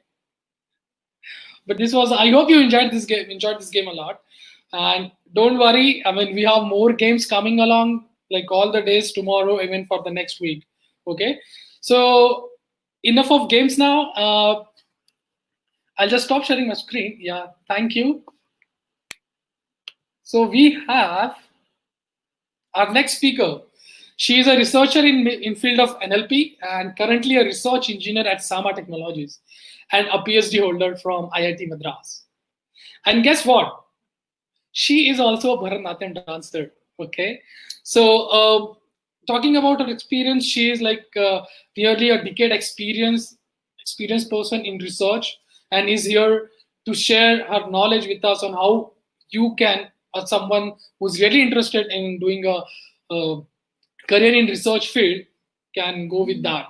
So over to you, Soumya. Hi, can you hear me? Yeah, Soumya. Yeah. Okay, so hi, thanks for the introduction. I have been associated with Women Techmakers right from 2016 in a speaker capacity. And I have done my PhD, as he said, from IIT Madras. And I've been doing it from around 2013 to right now. Like, I just graduated very recently. And I have spoken on various topics like machine learning, natural language processing, and many other topics related to what women tech makers can bring. I've also headed my own community, Women in CS, IIT Madras, and I've had a good relationship with WTM Chennai.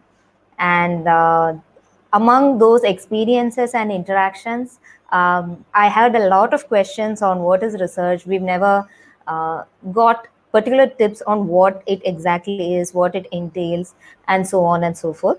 So I have collected those questions over the years, and I'm assuming that the audience has absolutely no idea what research means. And that's how my talk is going to be. It's going to be completely on how to take baby steps, how I did my PhD, what I wish I had known before I started, and a culmination of answers to questions I've heard. So let's get started. So if you could just share my screen. Yeah, great. So this is a picture of my defense of PhD. So at the end of your journey in PhD, you present your work to a number of examiners and you defend your work, you describe your work, and then you answer questions based on it. And this happened in late April, and I finally had some confidence to talk about research after this experience. So let me get started with how I have planned this. So let's imagine that this is a description of the world knowledge that exists. Completely, all knowledge, history, civics, geography, physics, math, everything. So the entire world backdrop and knowledge is represented by this circle. Now, why I am starting with this is one of the most often asked questions to me is, well, what is the difference between being a researcher and being a developer? Also, I've heard questions like, okay, you've been solving this problem for like 7 years. Why could you not look up things that were basically in, what is that? In Stack Overflow or any other website? Like, what is it that makes research unique when compared to development? So that is one of the interesting questions I have been asked. So this is an infographic that many PhD students have shared describing what a PhD is and what research is. And I thought it is a fun way to illustrate what exactly is there in research. Now, so as I was saying, let's say this is your world knowledge completely. And when you start your early education in school, you have a sort of general perspective on all the subjects. Say you start with addition, with basic science, with basic social studies. So in school, you have a base and you are exposed to interesting concepts in the world. Now, ideally, that would be the case, but more often than not, it has become a sort of memory-based exercise. And to get what is learning, we need to understand how concepts have been discovered over the years and what were the struggles they faced and how new concepts are being identified. So first, we get an idea of how the world works in a very simplistic way as our brains develop. Then after that, we specialize. Either this could be like in your 11th standard, you choose some group, or you do your undergrad or even your master's, something like that. You start specializing. So you start gaining some knowledge in a very particular field and it starts improving. Now, after this, so till here is something we are all familiar with. It is basically acquiring of knowledge. To move to the realm of research, what we do is we want to push the boundaries of knowledge that exist. So I want to say, I'm going to take a very particular small problem and I'm going to push the edge of it. I'm going to see what exists. I'm going to understand it to the very depth possible and then see exactly what is the limit that has been achieved by mankind at that particular point. So what this means is this tiny dot on the edge of knowledge that you have pushed is basically a PhD. It's basically some new thing that didn't exist before. And research also progresses in that way. What you make a small bump in the world knowledge, that's your PhD. And over the years, you create a nice body of work and contribute to the society. Now, to make it more relatable, any technology you hold in your hand is the product of research, is the product of people questioning and trying to improve things. So if I were to take some, say, the C programming language, how it evolved, from the assembly language, what were the difficulties, what made scientists realize that something is missing and what is to be added. So that is very interesting and it is very engaging actually. It's a scientific method and it's very different from what we have studied, where we are taught to acquire knowledge, acquire some analytical abilities, and answer about concepts that have been introduced by us due to researchers and scientists beforehand. So basically, research is just that. It's just invention, science. It's something new that didn't exist before. The questions which ask me that why we can't look up the answer before or why we can't ask someone who has worked on the problem before, it's basically like you are trying to invent something that didn't exist. So it's really not something you can ask someone or get it clarified, or you're not manipulating existing technologies to create something new. Rather, you are creating that new technology. So I hope that I have covered what is research and development and you're a bit clear. So you can shoot out any questions. So I'll take it at the end of the session. And now I'll come to what is a problem, what is a research problem. So a research problem is basically you take it's also called an open question. You take some question that's relevant and you start exploring it. So how do you decide what is an open problem or what is interesting? So when we study some subject, say you take a course on natural language processing and you take one particular subtopic of that, then after you study the basic concept, so you'll actually study a progression of methods over history. So after you finish studying that flow, you will come to a point where you can actually read the state of the art or the existing best algorithm. For example, in data algorithms, we have this concept of sorting, and there are many algorithms, and one of it was a big O of n log n. And I remember in the textbook, there was this small paragraph which said that current research is pushing the boundary to this and the time complexity has reduced and so on. So as a researcher, your approach is to see what is the best available method for a particular problem, and you see how you can improve. I'll be talking more about the process, but basically a problem is just that. It's just application of whatever you have read, what are the open questions and what you can achieve. So with this, we have an understanding of what research is and what can be done. So with the problem, the next thing that comes in research development is many people ask me this question, like what is a paper? What is technical or what is new about it? So a paper is basically a document that is describing what is your problem, what is the work that has been done on the problem, what is your proposed approach, and what are the pros and cons of your method with regards to the problem.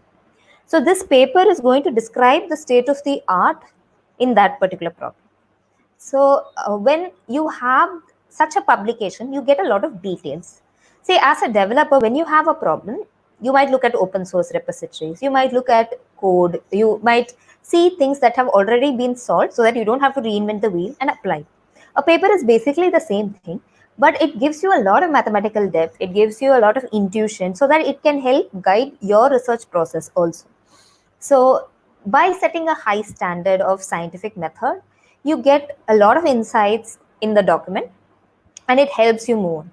Similarly, research in computer science is not restricted to just coding. We have a lot of areas, say in networks, in OS, in DB, in theory, which many of which you might not even require coding. But you want to say that, look, this was the best method that was available till date, and this paper is proposing this new method. So in that way, we have this sort of scientific document, and over the years we've got this template how it should be, and once you start reading about your problem, you'll see many more and you'll get the idea of how a paper should be.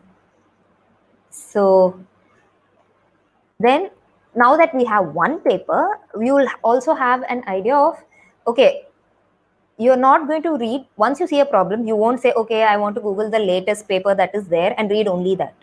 To get a holistic view of your problem, you'll actually need to read a lot of papers. Each of those papers will refer to other papers. So you'll actually have to read a huge number of papers to understand what this problem is, what are the challenges, why is it an open question. Let me give you an example of open question. So we've heard a lot of tools in natural language processing, a lot of tools in data science. But is NLP a solved problem? Have machines been able to understand language completely without any ambiguity? No, we are a long way away from achieving that kind of human level understanding of language. Our understanding is limited by understanding of the brain, our understanding of how we acquire language, and how computers may be manipulated to mimic that process. So these are interesting open questions. And we also have a term called AI complete, which says that these are extremely hard to capture. So open questions, when you, for example, when you start your PhD, you're not going to take NLP as your problem and try to do a literature survey. You'll take a very, very small part of it. And then even for that small part, you'll have to do a very big, rigorous literature survey. So once you do the literature survey, you'll get an idea of, okay, I know that this is the problem, this is what I need to do, and what has been done, this is the flow. So for example, the problem I worked on had work right from the 1960s, and definitely an approach that is being done in the 1960s will be very different from what is done in 2020. But I needed to read that process so that I'll know that, okay, from 1960, this was improved. Then from here, another thing was improved. So you learn the complete journey, and then you get a feeling of this is how this particular problem is. Once you read this, you'll get an idea that these are the research gaps, in the sense how you can bring your own contribution, your own version and method to this. Now, a PhD is like the initial step to a career in research, and you will be guided by your advisor to understand how to identify these research gaps. You'll also have a set of peers in the same area who can help you. And with practice, with analyzing these papers, you can come to a place where you can identify, okay, this particular place can be improved using this technology. Also, as you keep reading, you'll also read a lot of related technologies and related state-of-the-art work. So it will build into your knowledge, and you will start making connections and solve a lot of the problems. So once you identify the research gaps, you have an idea, okay, I am going to solve this particular problem. So that we call as hypothesis and testing, where we want to say that, okay, I now know what is happening and I have an idea that if I do this, this particular problem will be solved in a better way than what is existing.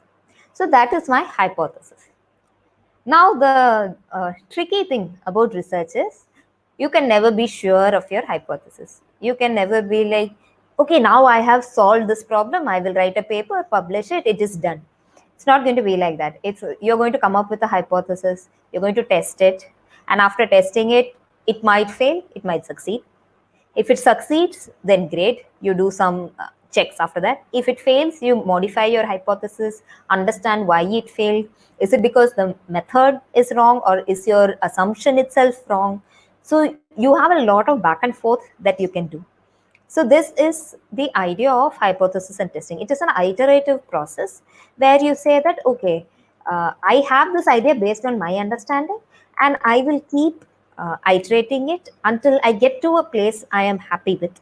And this iteration will also include the inputs of your peers and other people.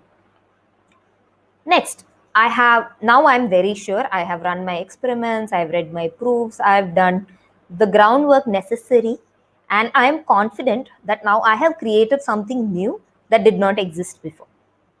So after this, how do you announce to the world that you have done this new work? So the vehicle for that is a publication. Now, when hearing words like publication often brings about a lot of questions from the audience.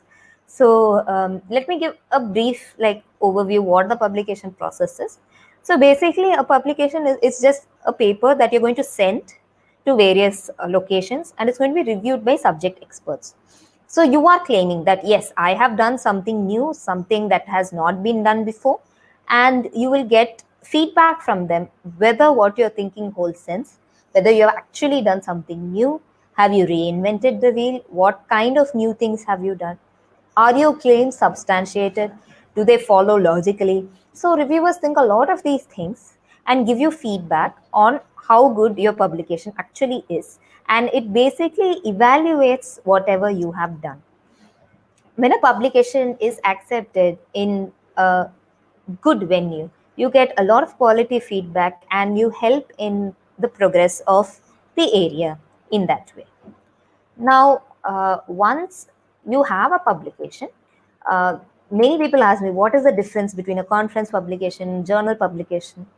As far as computer science is concerned, especially the application-oriented ones, conferences have become the de facto place for publishing.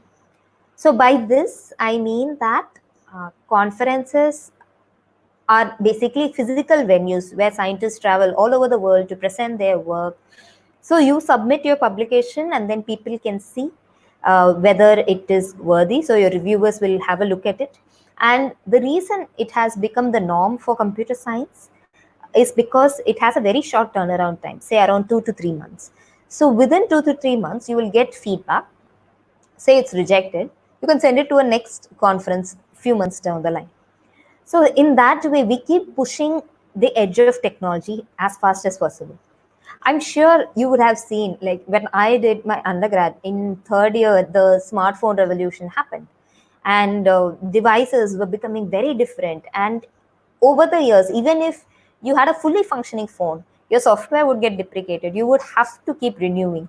And people would often tell you, IT is somewhere you have to keep learning, you have to keep updating yourself. And the research of that gets updated much faster.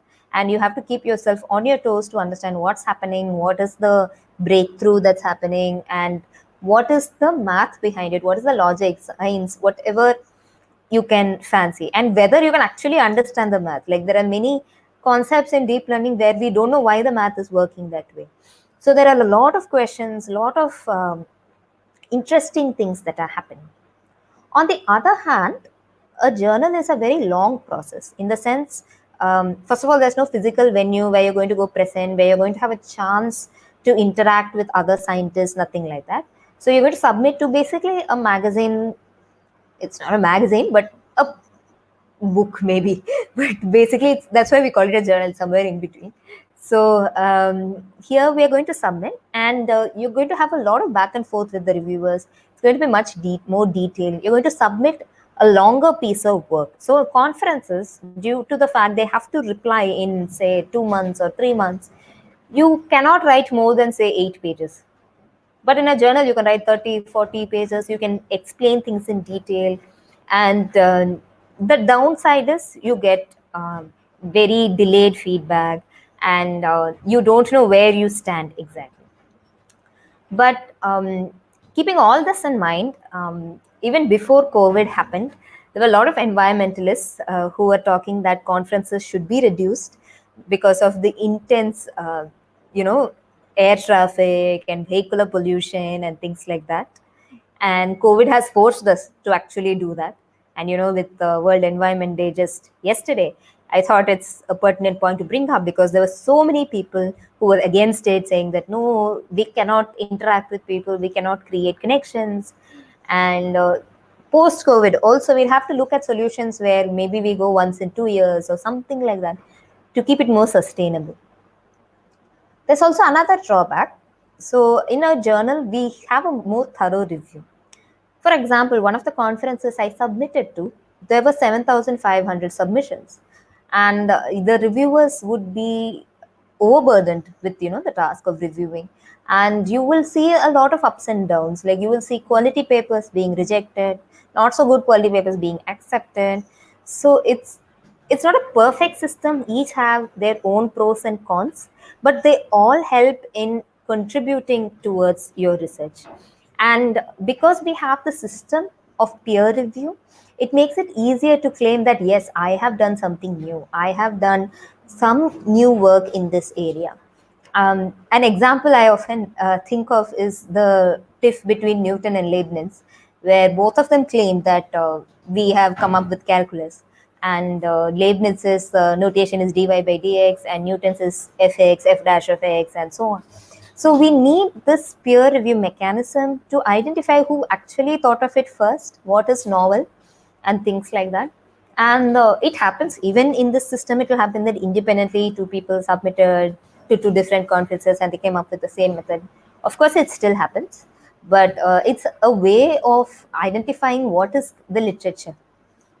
And Joshua Bengio, the Turing awardee for one of the Turing awardees for 2018, said that we should move towards a journal-like publication style, because now we have archive or arXiv, ARXIV, where you can just upload your papers without even submitting it anywhere. And so you can establish the authorship and the novelty, and then you move on to having a kind of a longer conference thing. I've gone into a bit of detail here because you can see what a publication entails, how many. So as I was saying about the iterative process of hypothesis and testing, these reviews also factor into the review process, and you have a chain from your hypothesis, testing, and the conference. So with this, I think I've given a good overview on how the publication process is and everything. So now I'll come to an interesting and maybe a more relatable aspect, that what you need to have to thrive in this space. So one thing is, any researchers who enter, say, a master's in research or a PhD, or who just starts research, they're all in a level playing field, because by and large, many of us went through an education system that focused on memory, a little bit on analytical, of course, but more on memory. And here, more analysis is very important, but you also need other very diverse skills that sadly our education doesn't focus much on, like creativity. Because to be a researcher, you have to be creative. You're going to invent something that never existed before, and you need to exercise your creative muscles. And the creativity in science is what drives research. And that is something most of us have no idea what to do, because we have heard creativity like, okay, music, dance. What is creativity in science? And for example, for kids, If you have a math problem, if you can solve it in 2 to 3 ways, that's your creativity in science, and so on and so forth. So your way of thinking differently is going to be a major contributor to how you do research. Second thing is an insane level of curiosity you need to have.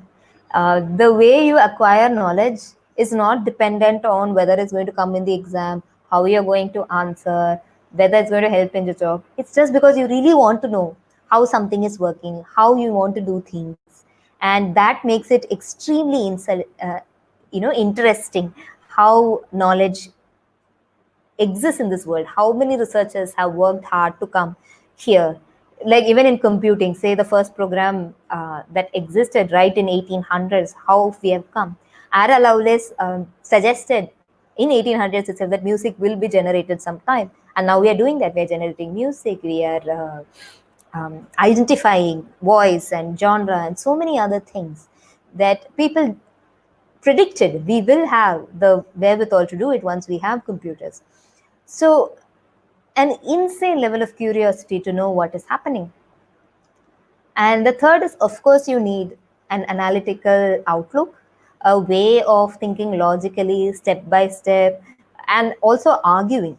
You, especially in our society, we are taught to listen, not question, and we need to question things. We need to argue a lot to understand why something is right, not to insult every technology that exists, but to get to why it works well, what makes it elegant, and so on and so forth. So question everything to understand how things work. So we had analysis, creativity, and so on. And the last one I want to touch upon is perseverance. So I did my PhD for 7 years. Okay, 6.5, but yeah, almost 7. But so I have seen more than the number of publications that got accepted. I have seen much more rejection letters, and initially I used to take them very personally, and because once again, as a product of this education system, I would always be like, okay, I need to come first, second, third, maximum, and this is like I'm struggling for my degree. It's like I'm failing, and that really plays with your mind. And what you need is to be stubborn and be like, okay, you learn from it. You learn from what is missing in these publications through your reviews, and you have a way to improve upon it. So perseverance is definitely, I think, one of the most fundamental qualities a researcher is going to need. And it's a place where you have a lot of freedom. So I'll come to that next. So here, I spoke broadly about what are the qualities we have for a researcher, but I'll also like to briefly touch upon what are the pros and cons. So among the pros, first of all, it's extremely freeing. You choose what problem you want to do. So you're not decided by some multinational corporation whose boss is sitting in some other country giving you some problem to solve. Your clients, or it's like you decide, okay, I want to work in how computers can understand Tamil, which is one of the work I'm doing at Sama Research. Or I want to work on how to make algorithms more ethical. This is also one project I'm collaborating on. So these are very interesting and exciting things to work in, and you choose it, and you have all the freedom to choose what you want to do. You get to interact with collaborators. One of the qualities I forgot is that you need to build a network of researchers. And as a highly introverted person, I missed out on that a lot in my PhD. It's okay to be introverted, but I should have definitely built my network much more than I had. And you get to travel the world due to conferences and meet different cultures, different people. It broadens your mind. It helps you develop more of the qualities like the curiosity and everything. And it makes you a well-rounded individual. And I'm very excited right now on whatever I'm working. Though there were many times during my PhD, I thought, I don't deserve to be a researcher. This is not for me. And I just fell into it. And because I joined directly after my undergrad without any research experience. And I had a lot of self-doubts. So this is on the pros, that you have a lot of freedom, you can enjoy it, you can take your time, you don't have crazy deadlines to torture you, and so on and so forth. Cons of it, yes, I told you that you need to have a bit of thick skin. Rejection is like going to be a part and parcel of your life. And yeah, some say this as a con, but it really depends there, because there are also these economic constraints you'll have. Your PhD is not going to be as lucrative as if you were in the IT industry at that point in time. And you really need to decide what you want to do, whether you can support yourself with whatever is available. So to give facts, like in your PhD, you might earn something around 30,000 to 35,000 a month. And I'll talk a bit more on careers later, but it is definitely one of the lower income generating parts of IT. But it's a feeling I'm barely able to describe, but it is very satisfying to work in it. Yeah. So next, I'm almost done. I'll be talking about the careers, and yeah, then I'll just have some closing comments, and then we can have questions. So careers, what do you do after a PhD? What is a researcher going to do? Usually the traditional academic route is you do a postdoc. A postdoc is basically a job for a fresh researcher. So this is a place where people understand that, look, this person has just done a PhD, so she is relatively independent, but still it would be nice if there was some advisor help. It's sort of an in-between place between being a full-fledged researcher and a PhD, where you're supposed to be spoon-fed by your guide. And most people do multiple postdocs and then come back to teaching. And in India, especially among the IITs and NITs, there is a very rich opportunity to establish a good body of research. So that's one track, the academic track. Second, because there is a boom in the applicability of many research technologies now, there is a huge demand for people who do research in AI or application-oriented places. And industries like, say, Amazon or other multinational corporations employ a lot of PhD students at very competitive salaries to do research for their domain-specific problems. So the second is industrial research setup, where you have a business problem and you want to publish for that. The third is in research labs that have been funded by industries. For example, Microsoft Research or IBM Research in India, where they are not restricted to working on their business problems, but they'll be funded to basically pursue the job of a researcher. So these are the three sort of options available. And here also a lot of change is happening, a lot of discussion is happening, because in academia, there are researchers who don't want to teach, there are teachers who don't want to do research, and so on. I personally think they go hand in hand, and it's awesome to do both. But there are many who feel that it is repetitive to teach the same thing over and over again. And there are some people who just want to teach and they really don't want to do more research, and they're quite comfortable. So these are all discussions that are happening. But these are the three major ways you can contribute to research. And it's a lifelong thing. You are going to be evaluated on something called H index, which is how much you've published and how much impact it has had. Your conferences and journals are also reviewed by some metrics. And yeah, I'll need a separate talk to talk about my PhD, how to publish, and each of the topics I've said, I can take another half an hour, 40-minute long session. But this is just to give you a bird's eye view of what it actually entails. So I'm come to the last part of the talk, and here I'm going to talk about a slightly different set of skills than what I said about the qualities of a researcher.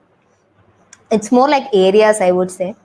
One is mental health, because I already spoke about perseverance and things like that. And mental health is not spoken a lot in India, and there's still a lot of taboo around it and how you should approach it and things like that. And just like we take care of our physical health, it's important that you feel happy. Like, you don't know, like next life you might be a mosquito. You need to make the best of life available today. And it's probably because I am not a mental health professional, what I said could also be very detrimental. So you need to get mental health advice from mental health professionals.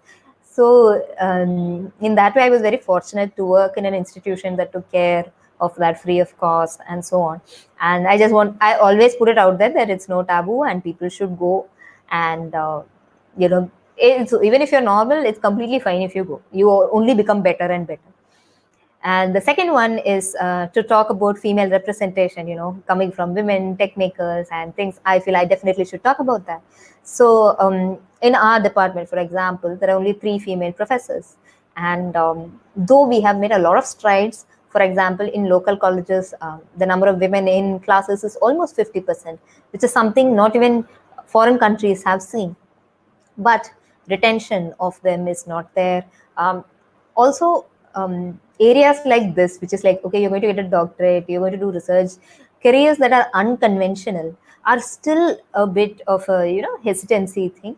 And that's because we don't have enough mentors. When I started also, I had no idea what research entailed and so on. So I thought I should give some sort of overview, and maybe later we could have a session like how to do PhD, how to apply, what to do, and so on and so forth. And I would be happy to do that. So those are the 2 things I wanted to touch upon. One is mental health and the other is female representation. And to just say that, be fearless, fight for it. And I get reminded of, how Savitribai Phule was, just to establish a school, she had to fight so much abuse. And we have come so far from that, but still we have so much more to achieve and go. And GDG is doing a wonderful job in creating such a diverse set of speakers and so on. And so mental health and female representation, they're issues that are close to my heart. And with that, I think I'll wrap up now and leave it open for questions.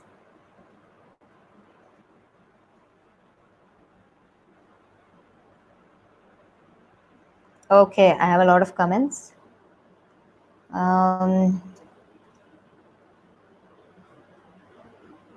Hi, Soumya, which is the best web resource to access and read papers?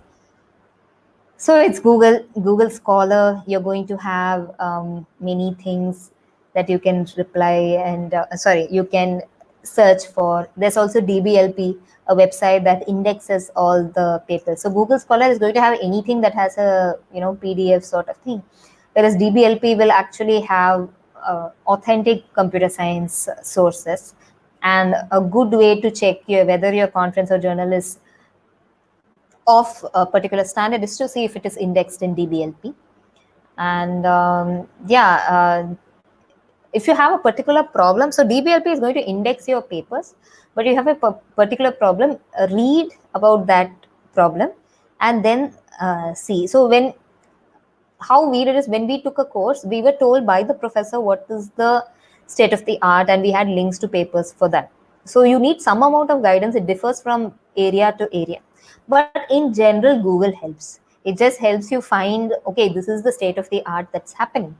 And maybe you can also look up talks and conferences and things to give you an idea what are the papers in a particular problem.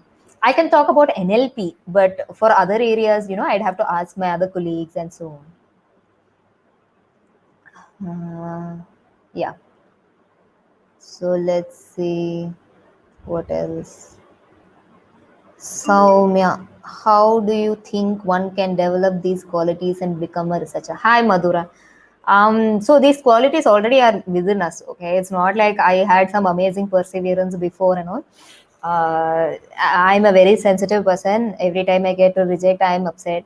But I learned how to deal with it. Like, I learned that, okay, I like food, I go out and eat, then I feel better and feel motivated. And I think at one point I realized that doing work helps you get somewhere than not doing it. So that helped me get motivated. Also, it's completely fine to stop doing it. So I have many colleagues who stopped their career in research and went for something else. So what happens is, this period of our 20s is where you're exploring and trying to find out many things. So you see what you like, what you don't like. So to develop these qualities is basically you play the game, you do research, you get rejected, you read, you start pushing, and you need good guidance. That's what initially you need, very good guidance, because it is an ocean, especially with the internet and everything. It's a complete ocean, and you can just drown in this ocean of publications. And technology is very helpful in many ways. Like, for example, when I spoke about mental health or female representation, there are many resources that you can use. And, I actually had some slides somewhere that had a list of Twitter handles you can follow and things like that. Let me see if I can find it. Let me just share my screen. Yeah, so the first two are the things of researchers, and then you have women in theory. It's unfortunate, but that is only women specific research community I could find. There's probably a lot more. But all the conferences now have very good mentorship program, and people are realizing that there are a lot of struggles and hurdles for women, and we need to encourage them and bring them to the fore. One very hilarious way to develop these qualities is to read PhD comics. You realize you're not alone. So I was in a bubble for a long time thinking, okay, me and my friend are the only ones in this situation. We are the only ones suffering in PhD. But no, everyone had a PhD is so unique. Everyone had their own problems, their own weaknesses, their own strengths, their own mountains to climb. That it's a journey worth learning by interacting with people. So yeah. So if I get let me try this. Yeah. Okay. Do you think preprints will help in getting reviews? Have you tried? Preprints are just to establish that your work is out there. I have put preprints before sending it to publication, but I don't think it influenced the decision in any way. Like, it's just to establish that this point of time you have put this. And most conferences also have a preprint policy, like so that you don't get influenced by that. So say you're submitting to one prominent conference, they'll probably have something like 1 month before you shouldn't put it, or something like that. There are a lot of rules, each one it differs, but I don't think it affects reviews in any way. It probably helps you get more visible as people read the work. So you are not forced to have a conference or a journal publication to have your work read. And it shouldn't be just because of a matter of time that your work got superseded by another or something like that.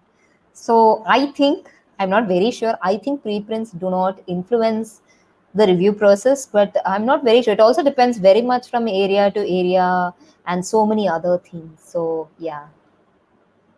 Next is, what is a career path for a researcher? I have answered this. There are a lot of so there are three major ideas.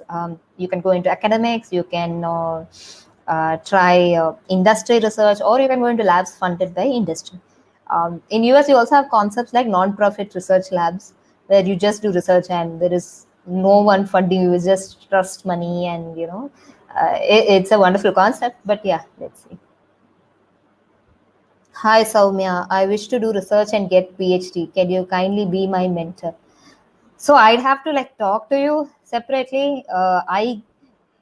So you will have a dedicated mentor in your process, but yeah, occasionally I could check in or something. If somebody could share my Twitter or something like that, maybe you could get in touch with that. So my Twitter handle is in the I think speaker slide of GDG Chennai. So I need to know what's your background and so many things, and I really can't comment whether I can be, but let me see. Where I did my R&D internship, they asked us to find a good solution for a problem by applying the newer technology. So is that research or were we developers?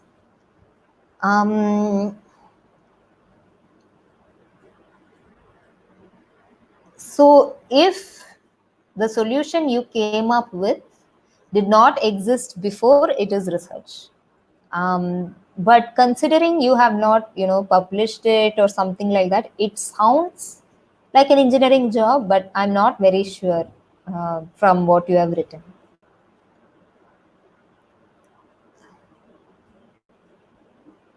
I think I have missed. Hi, Bhavani. Okay, what's the difference between publishing a research paper on something unique and patenting it? There is no difference. They're both extremely similar. Patenting it means you need to get a royalty for it. It's associated with intellectual property rights and so on. A research paper is more the equivalent of open source. And it depends, but mostly it's like that. If it's a journal, maybe not. You'll have to pay, but it's still available. But a patent is like, it's commercial. You need to pay for it. If you're going to work on someone's patent and make it better, you need to give royalty. And if you're using that patented work and developing a new technology and you are making money, you definitely have to give royalty. And patents add to the, to your profile. But more often than not, somebody who wants to use your patent will come up with a way and say, no, what I've done is not at all related to your patent. Usually that's what happens. You don't make money out of patents, but you get a very good, you get a very good research profile. That's it. Hi, Gopinath. Big fans of me. Thanks, Juhi. Yeah. Want to give me a tip on perseverance? Yeah, fail until you develop a thick skin. So yeah, there's nothing else. It's just be stubborn. Like, people say being stubborn is like a bad quality. Like, how could you say stubborn? It's like you're not happy with what is there in life. It's not like that. You can be extremely humble and stubborn. They're very different things. It's about perseverance is just about not giving up. And yeah, it's about that. You fail again and again, you will get perseverance. Like, it's nothing. Or you'll realize it's not your thing and move on. Like, both of it are fine. I'm no one to judge, like, oh, you did not do. I was someone who was very sure in 2018 I will quit my PhD. And even if I had, I would not have judged myself, because at that point, my mental health, that is what is important. I would have done that. But I had a chance to complete it. So I am talking like I am this great person. It is not like that. It's life is very complicated. So yeah. Bhavani, I didn't understand your question. Could you type it again? I got something like internship for researchers, but I think I missed the first half of the question.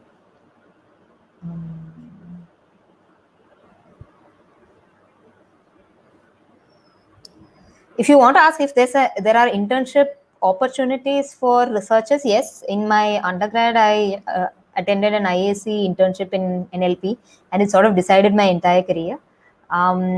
Then it is, at that point in time, it was mostly word of mouth. IIT Madras, for example, has a research program for third years. Every summer, when you are in your third year, you can apply. You don't have to have previous research knowledge. You need to have a good CGPA for it. Yeah, and there are many summer schools basically for many technologies. So Madhura was asking me what opportunities are there to learn research things, and so there are many summer schools where they teach they basically encapsulate everything and teach you. But I do think it is better to like actually attend classes than to go to the summer schools. Another thing you can do is basically approach professors and ask if you could work with them. And usually during the summer, there are often many opportunities to work with professors and things like that. So, and each of them probably will have some instructions on their website, how you can approach them, whether they are able to, host such things. And you can see how it is happening. And you can also like ask a lot of questions to existing researchers and things like that. I know many of my friends who attended research internships and then they really like the subject, so they did their PhD and so on with the same professor later on. So yeah, I think internships and research are aplenty. It's better to do them in universities where you get a feeling, or in a industry funded lab. So in those two areas, research is really good. In other R&D research, oh, now I understand what you were talking about. Okay, got it. So in other R&D sort of areas, it's more like you need to know what is state of the art and apply it for their problem. So yeah, that's the thing. What will be the scratch for a researcher? So I'm not understanding the question. Sorry, if you could just rephrase it, by then I'll answer another question. You mentioned that you started your PhD right after UG. How can one do PhD without PG? The thing is, all in PhD you learn basically how to do research. It doesn't really matter whether you did your masters or not. So what does a master do? It basically makes you specialize in some aspects of computer science. So when you do your PhD, you also have a bunch of courses to do. So say you've done your masters. When you do your PhD, you'll have to do like, say, something like 4 courses. But as a PhD student who has come directly from BTech, you'll have to do 8. So that's how they differentiate. So yeah, with that, we'll wrap up with the questions, and you can reach out to my Twitter handle if you have more. Yeah, I'm done.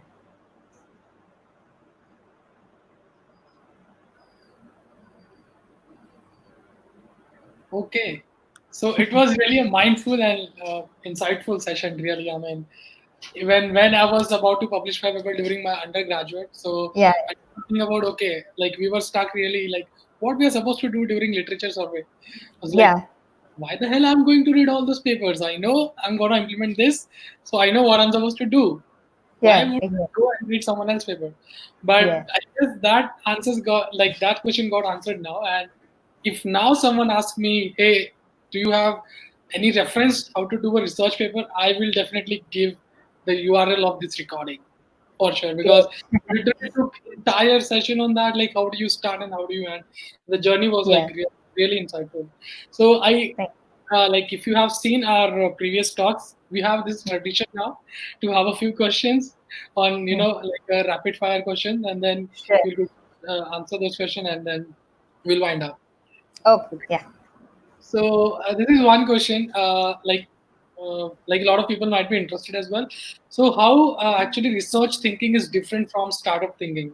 Because in startup usually you hack something altogether, right? Yeah. So the thing is, there are many qualities that are very similar, like perseverance and risk taking, and all of that is very similar. And a startup thinking, at the end of the day, you need to make money. You need to create a product that is profitable. Okay. In research, you don't need such thing. I can do research on the sunspots in Venus. It is still research, but it's not going to be profitable for anybody. So that is the thing, that research is basically driven by curiosity.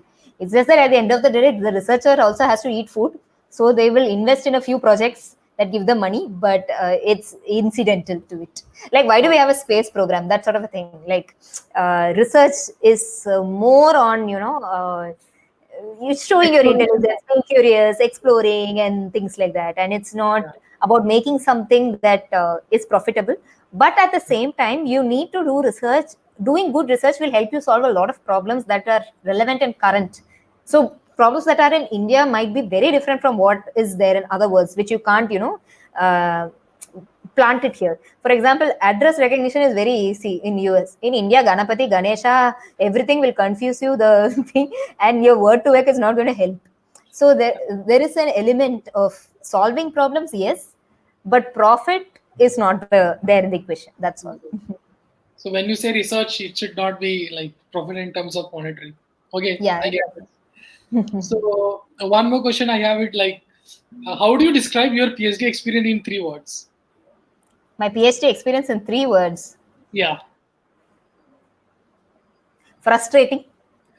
Okay.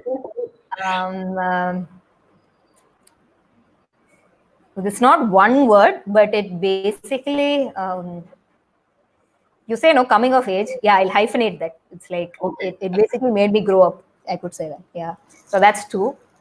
And third is freedom. I had a lot of freedom. Yeah, academically, always I had a lot of freedom. So freedom would be one of the characteristics. Okay, that's great. Now, like last 2 questions, okay? And so, what's your favorite place to eat dosa in Chennai? Dosa. Oh my god. Yeah. So you're asking a Tamilian where I like to eat dosa outside. Okay. So dosa is so generic. I can't think of anything. So, in all these fests, we'll have this 99 flavor dosa. That is my favorite one. I like that. Maybe I should but- ask you this question offline as well because I really want to know those places. Okay, yeah, sure. Because dosa is something I am right now fed up in lockdown, eating day in and day out. So I really can't think of something that's nice. But yeah, if some new person is coming, definitely as a Bharatanatyam dancer, I'll say go to all sabas, eat nicely, have coffee. That I will say, definitely. Okay. Yeah. So here we have the last question. Okay. Yeah. So how do you describe like what GDG Chennai and WTM Chennai to you? That's a last question for you. What do you describe meaning? So like one word that describes GDG Chennai and Oh, WTM Chennai okay. to you.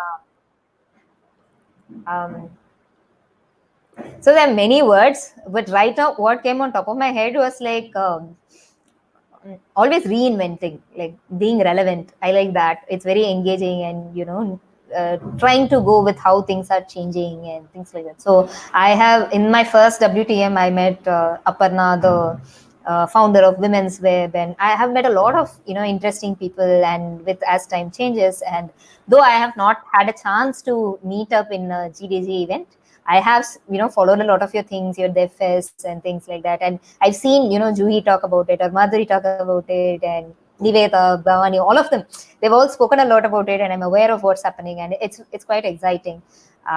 Yeah, that will be my takeaway. Okay, thank you so much. It was really a pleasure to having you on board.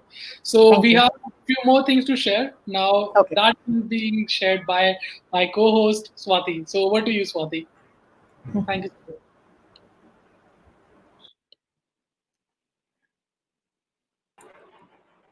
Thank you, Abhishek. Thanks, everyone, for coming here. Thanks to the speakers. You've really put in a lot of your time and effort. So I hope today was a day for your soul. I think a lot of the talks were very inspirational and motivational. Tomorrow, what we'll be doing is a day for your mind. It's an entire track on ML and web. I'm sure everyone is curious about it. We have an amazing lineup of speakers. So I do hope you come and enjoy day 2 as well. So our social media channels are now up on the screen. Please do follow us, like, tweet, share, subscribe, everything. And we hope that we'll see you here tomorrow again. Right? Thanks so much, everyone. Yeah, thanks a lot. Keep tweeting. Thanks.